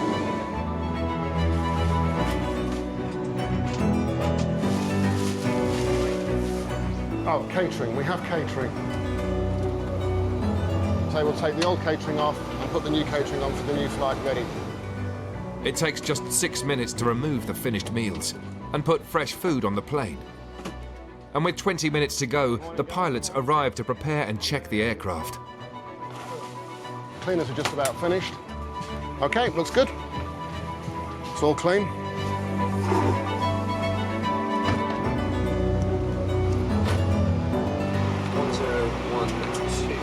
Thanks, Tim. Right, Will, customers on the way. Hello, bye. With just 15 minutes until departure, the ground crew leader, Anastasia, clears all staff from under the plane and does her final safety checks. We get 10 minutes slot and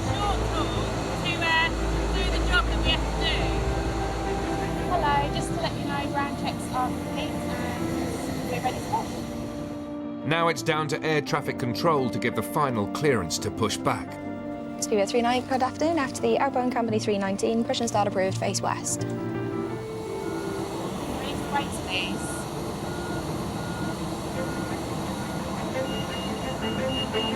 All right, take care now. Cheers, bye-bye. We've achieved our objectives. We're ready to go 3 minutes before departure time. In just 47 minutes, the flight to Brussels is ready to depart again. And the clock stops on one of the fastest turnarounds at the airport. A successful mission, as they say.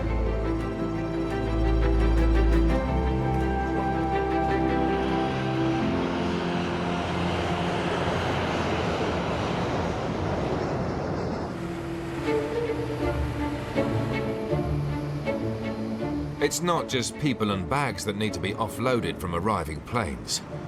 Each year, 100,000 tons of human waste is sucked out of all planes landing at Heathrow. The airport's waste services team must keep this endless deluge of sewage moving.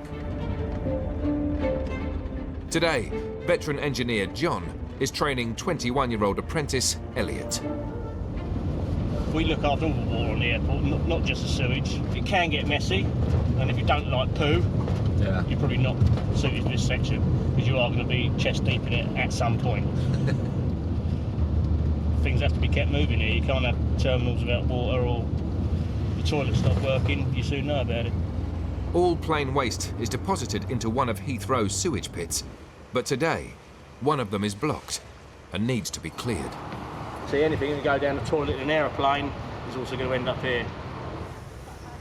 There she goes. Oh, mate. Lovely. Oh, it's splashing. This could be the one with a bag of diamonds in, Elliot. Right? Yes, yeah, that's the way to look at it. That's what we fingers crossed, then. Yeah. As you can probably tell by the state of us, we ain't found any yet. Right, let's get you sorted out then. All right. This is the first time Elliot has been down a sewer pit, an essential part of his training. I've got to issue with your special tool now that you're going to be using. Okay. It's very high-tech. I don't know if you've done the training course, but that's what you're going to be using, all right? Sounds good. So... Let me check I'm all right. Never have pasta in our restroom, all right?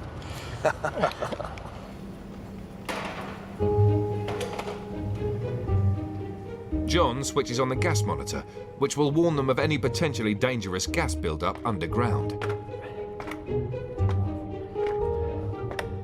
Right, so now we are underneath the vehicle bays, okay? Yep. So basically what happens is they dump just over there, the liquid comes down.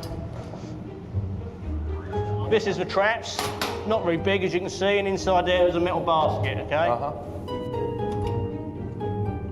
I don't think anyone who flushes the toilet on a plane has the first idea. I mean, some people think it literally drops out the bottom of a plane, don't they? But it's certainly not a part any passengers ever see, or are likely to see. That's it. Oh, treasure, look at that. Yeah, it smells horrible. Not nice. It smells like toxic. The pit has almost completely blocked, and Elliot needs to clear it to prevent damage to the machinery. Nice and easy, lift her out. Lovely big coin. 50 somethings. There you go. Yeah. Australian. Australian, is it? There you go. 50. But they do say where there's muck, there's brass. Right, yeah, so get your super scooper. If you don't clean them out, anything that comes off the aircraft or goes into the pit, they'll just block it up. Yeah. You get a lot of mobile phones. Some of the chaps have found bullets before in some of the other ones. Of course, you do get drugs. Drug mules on the plane will panic when they land. And just give that a scrape out underneath, actually, Elliot. Yeah. That's not quite... And instead of actually taking them through customs, they'll chuck them down the toilet on the plane. They'll end up down there. Yeah, it's doing really well, really well. I'm absolutely hating it, if I'm honest. I didn't think I had much of a weak stomach, but apparently I do. Oh, I don't even want to think about food right now.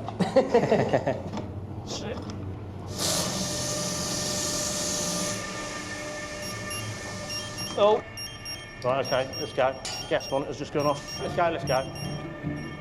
The alarm on Elliot's gas monitor sounds. Okay, coming out. Go. They immediately evacuate, much to the relief of Elliot. The smell was horrible. It's quite nice to breathe fresh air, but when I first opened one of those boxes, took the lid off, nearly like threw up in my mouth a little bit. It was horrendous. Yeah, sort of glad it's done. Back to base for tea and medals. Yeah. Starving now. I'm not. With the pit cleared, it can now start processing aircraft waste again.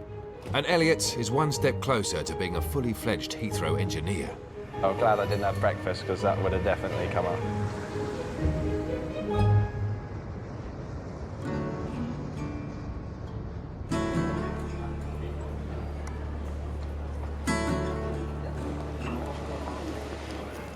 At Heathrow, passenger numbers increase every year.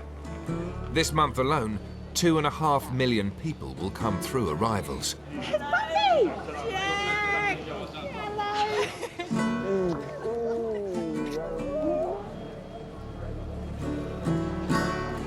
Catherine and her children are waiting at Terminal 3. We're waiting for my mum and their grandmother, who we haven't seen her for a year, so it's and we miss her. Sydney, it's half a planet away. It's not an easy flight to do, so when they come over, it's a real treat. I just wish it was closer. Also in arrivals is Letitia, waiting to greet her daughter Nathareth from Honduras. Letitia left Honduras 15 years ago to find work in Europe, so that she could pay for Nathareth to go to school. She's been sending every spare penny home and hasn't seen her daughter for 6 years. Yo decidí salir de Honduras porque la situación era muy difícil y tenía dos opciones, o seguir allá, pero no tenía una oportunidad para poderle dar un mejor futuro a mi hija, o venirme y sacrificar ese amor que realmente es muy duro y muy difícil. Today, Nathareth is finally coming to join her mum in London. Ese es mi sueño, que ella pueda tener una familia.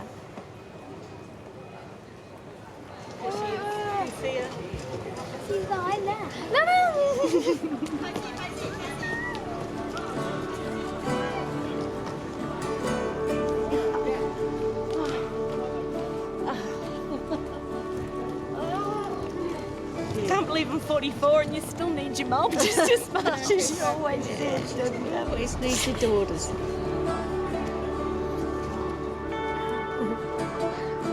And after a 6-year wait, Letitia finally spots her daughter.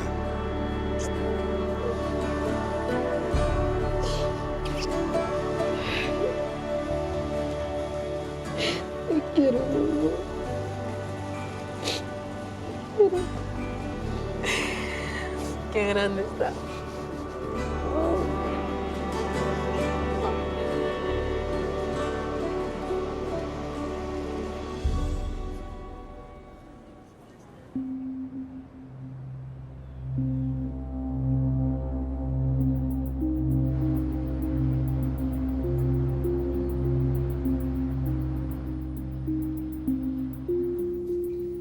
It's 3 a.m. at Heathrow, and air traffic controller Gavin is beginning his shift.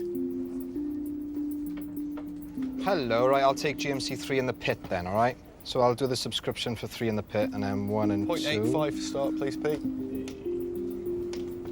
It's amazing, the views you get up here and just being up here and looking out and seeing all the lights. It's peaceful. From an air traffic perspective, it's completely different, day to night. In the day, you're trying to depart aircraft, you're trying to land aircraft. At night time, it's a completely different kettle of fish. The airfield is constantly on the go, you know, and if there's no aircraft moving on the airfield, it's a perfect opportunity for airfield operations to go on and do their stuff. At night, the airport's engineers can carry out essential maintenance, but Gavin must make sure they're clear before the runways open at 6 a.m. Checker, Roger. They've just given us 9 right, literally this very second. Back now, yeah? Yes, sir. It's up. There's so many things that airfield operations have to get on with, and they can't do it in the daytime, because for us to close a taxiway in the daytime, when we've got so many aircraft trying to route through there, is an absolute nightmare. Out on the airfield, temperatures have dropped below 0. You know it's cold out because me hooter's bright red. Paddy is one of an army of de-icers, whose job is to cover every single departing plane with antifreeze before they can take off. Prepare to stop. 3, 2, 1, stop. It's hard to appreciate how cold it is, but you do get used to it. If you've got a 747 and it's smothered in snow and it has been all night, then you know you'll be on it a long time. You might feel your fingers by the end of it. The colder they are, the busier we are. Non-stop, one to the other, get them all out by departure time. That's it, keep going as you are, Mike. Take me into the corner of the stab. Nice and steady. It's vital that Paddy covers every inch of the plane with a mixture of heated glycol and diluted water. 3, 2, 1, hold her there, stop, lovely. If you don't de-ice the aircraft properly, the long and short of it, it could come out of the sky, it's as simple as that. The air don't go over the wings as it should do, so it affects the flow over the surfaces. So it can create drag, and when you've got drag, you ain't got the lift. I won't go into too much detail, but basically, if you don't de-ice it, then it might not take off. If it does take off, it might come straight back down. So it's important that we do it and do it properly. I tell the new boys, when they're de-icing, if I'm training them, I tell them to, if they treat every de-ice like it's their first de-ice, and also if they imagine that all their family's on the aircraft, if they imagine all of them's on there, they're not going to be complacent. They're going to do it properly and understand the importance of it. The antifreeze lasts as little as 35 minutes, so Paddy must ensure the planes are ready for their departure slot. If they miss it, he'll have to come back and de-ice them again. All clear on the stab, mate? We have like 180 aircraft a day, so on a busy day, yeah, you'll be going one to the other, to the other, to the other. You've got to keep the customer happy, and we're good at that. I am anyway. Yeah, well, I can smell the bacon at the restaurant, so it's making me hungry. Clear of contamination. Job's a good one. Job's always a good one. The runways will be opening in 5 minutes. With 42 planes already circling in the skies above Heathrow, Gavin has to guide in as many as possible, as quickly as he can. Once the first inbound comes in, that's it, you know. Your air traffic head is back on, 100%. Channel 10, lovely. 125's open. Speedbird 78, good morning, runway 09 left, clear to land, surface wind 080 degrees, 5 knots. Beeline Delta Lima, contact channel 9. Yes, both runways are coming in now. And at 6 a.m. sharp, Heathrow is open for business. 1, 2, 3, 4, 5, 6. There's 6 on approach now for 9 left and 9 right. Alternate. So this one's coming down 9 left. The one on 9 right's currently at 2 miles. So we land left, right, and then we'll try and get departures in between as well on 9 right. 365 days a year we're running, we're open, whether it's 1 runway or 2 runways. 1,400 movements later, that's the end of the day.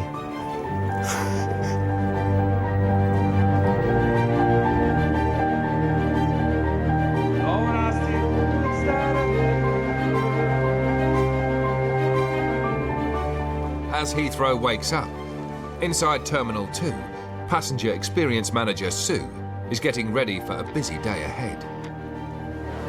Morning. Come down, my love. Been at the airport for 22 years. It's really busy, always something happening, and I probably wouldn't work anywhere else. Boys, you haven't checked in, have you? Come here, I'm going to slap the back of your legs. Honestly, sir. These youngsters, go and get checked in. In the next week, the airport expects 1.5 million passengers. But not everybody passing through has a smooth ride. Morning, my darling. Morning. Hello, my love. How are you? Now, I'm a bit concerned because I saw you here yesterday. Yeah. And you're here again today. So you're trying to get home? I need a ticket before. Right. And you haven't got a ticket? Yeah, I have a ticket for 15. OK. So have we been upstairs to see whether they'll change it for you? Oh, they tried to change it. And it's not going because it was a cheap price. How much do they need to change the ticket?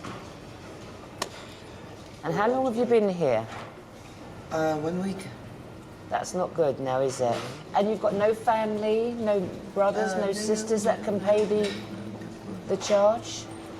I don't have one. Can I see your ticket and let me see whether I can do anything for you? It's Maria. Bettina Maria. That's a lovely name, isn't it? Bettina.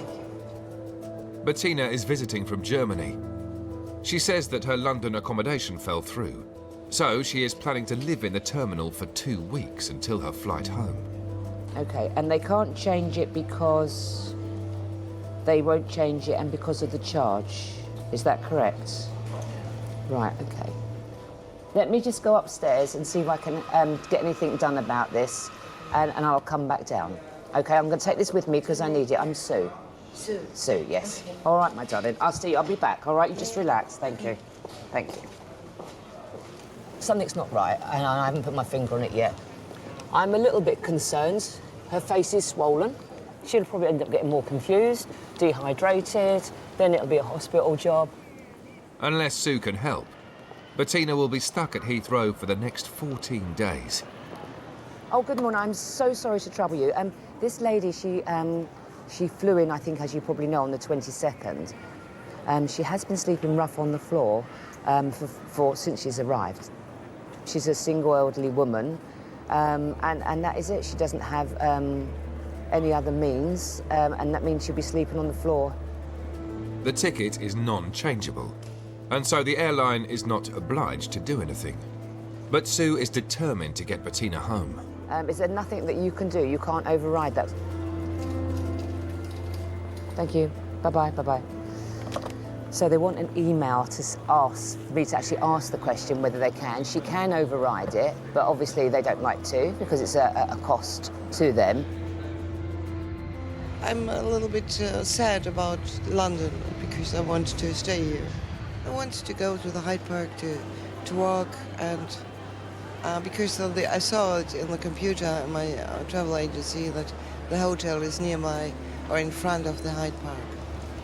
I go back to Düsseldorf and try to get my money back. You see me trying to write with these great big fingers and these little phones. It takes me forever. Right, send.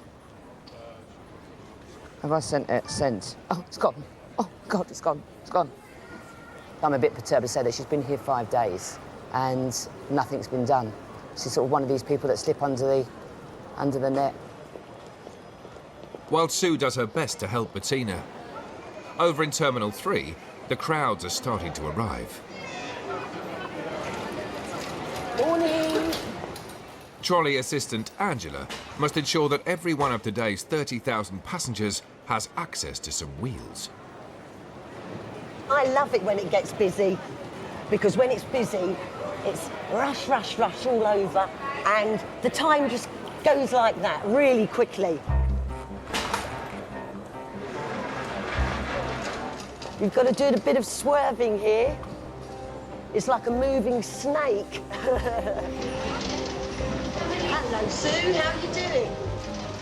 If you were to clock the mileage up, it's about 9 miles that you'll do in a shift. All of these people have got trolleys, and as soon as they start piling up, people can't even get in to check in. They will get annoyed if they haven't got a trolley. Oh my God, what am I going to do? I can't find a trolley. Mind your backs now, please. Look, all going away, and they're all family people. You know they're visiting family.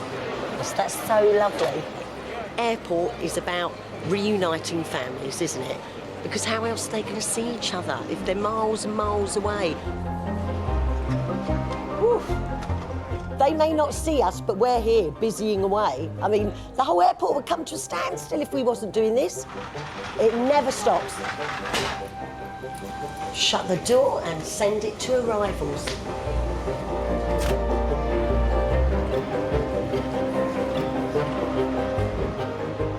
Back in Terminal 2, Sue is still trying to help Bettina, the German tourist who has been living at Heathrow for the past 5 days. Hello. How are we getting on? Lovely. That's... yes, I can sort that out. That's absolutely wonderful of you. Thank you so, so much. Bye-bye, bye-bye-bye. I'm very, very happy that she's not going to be here for another 2 weeks. I'm extremely happy. And I'm going to go down and get her now, so that's absolutely wonderful. I should just tell the lady, darling, we're getting her on the 12:40. I'm going to bring her up, thank you. Oh, what result? Look at you now. You've got your face on. She looks beautiful. She's got her face on, she's got her lippies on, and you're going home in 2 hours. Oh, yeah? Oh, yeah. Come on. Oh, that's fine. Let's take you up. Let's get you home. I'm very pleased. You got any more liquids in your bag? Thanks to Sue, Bettina should be home by dinner time. Right, here we go. Been lovely meeting you. Well done. Take care now. Take care. Thank you. I do the best I can when I can, and then move on, because you have to, because you would take it home with you.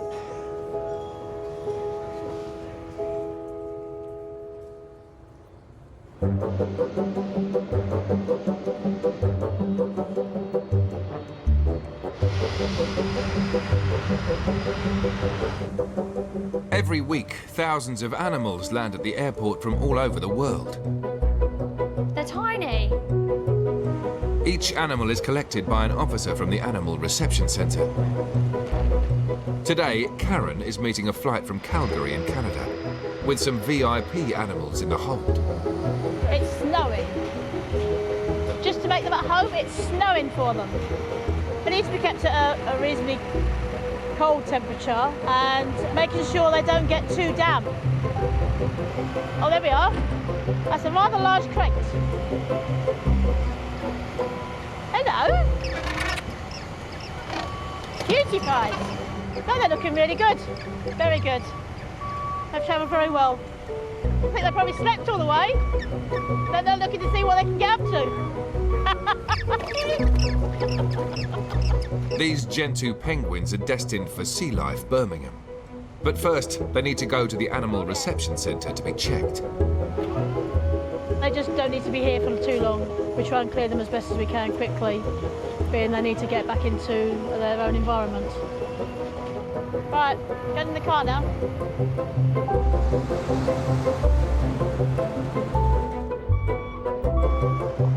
Okay.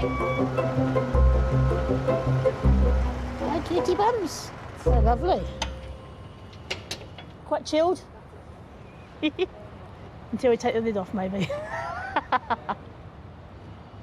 Every animal that passes through must comply with strict importation rules. Karen's team need to read the microchips off every penguin. All the birds have chips on them. It's a record of all the animals coming through. Like dogs and cats are chipped, large birds are chipped. But the jet-lagged Canadians aren't very keen on having their bellies scanned.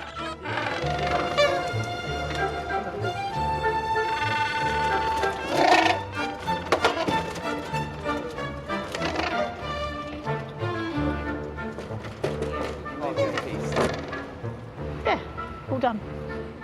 With all penguins successfully accounted for, they can begin their journey up the M1 to their new home in the Midlands. There you go, babies. Okay, definitely a cup of tea.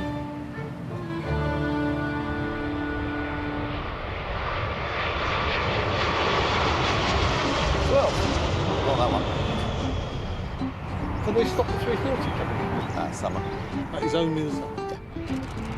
With flights leaving round the clock to over 185 destinations, Heathrow is home to Britain's plane enthusiast community.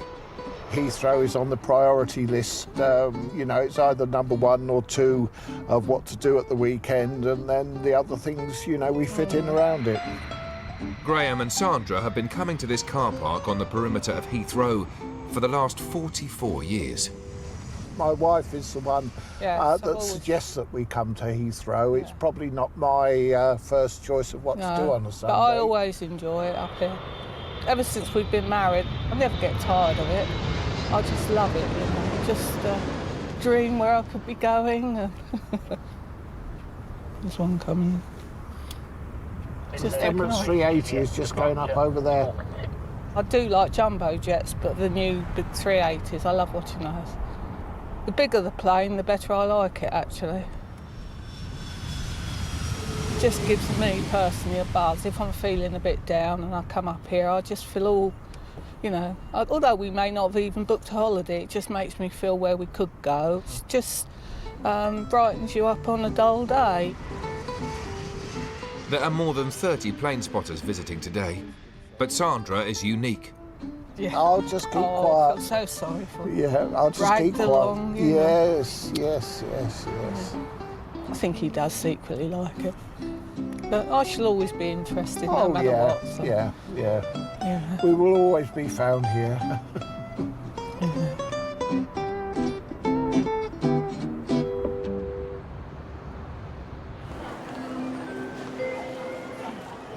In Terminal 3, passenger experience manager Mark has been called to manage a large group that have appeared in arrivals. We've got a guru coming in today. Guru's a religious leader. He's going to have his own entourage with him, and he's going to have his own followers here to welcome their leader. Mark needs to ensure the group don't block the walkways or overwhelm the terminal. Oscar free? Yeah, guys.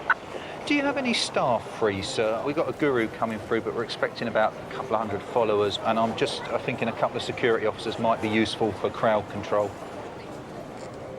Everything about an airport is about flow. So there's about 20,000 people or so coming through here today. I have to maintain that flow.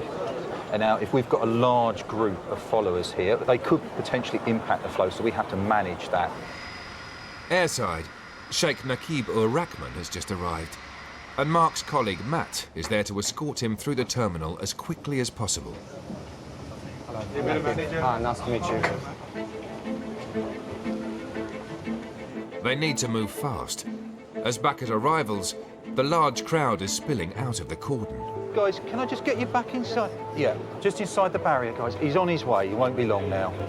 Do we have an ETA for being at the arrivals area, sir? Because we've got a bit of a crowd building now. Should be next 20 minutes. 20 minutes. All received. Thank you very much. Oscar free out.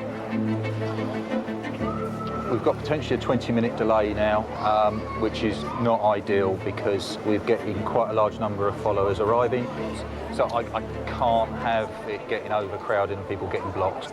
Ladies, I know you want to give him the flowers, but can I ask you to go back over there because I've just got to maintain the security cordon. Did you have a good flight? Good, not bad. It's very cold here at the moment. Ladies and gents, can I get you to move back a bit? He's coming now. Oscar 3, Oscar 5. Oscar 3 receiving. We'll have you back doors now. Coming now. That's all received, sir. Thank you very much.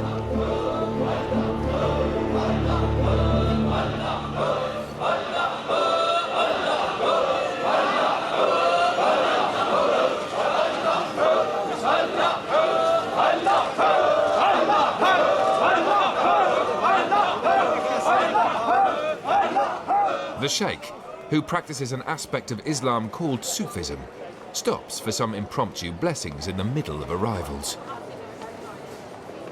We are here and we travel throughout the world to give the message of peace, love and tolerance, which the essence of Islam is. And what did you think of the greeting you got today? Yeah, it's great. You can see smiling faces, greeting each other and just spreading love. As he heads off to start his UK tour, the Sheikh stops to thank Matt and give him a special farewell. I got a kiss on either cheek, and he didn't do it to anyone else, and when I asked, apparently that's a good sign. Well, I hope so, at least, anyway. What more could you ask for a day at Heathrow? But there's no let-up for Matt and the rest of Heathrow's hidden army of workers. As evening draws near, thousands more passengers are turning up and preparing to fly through Britain's busiest airport.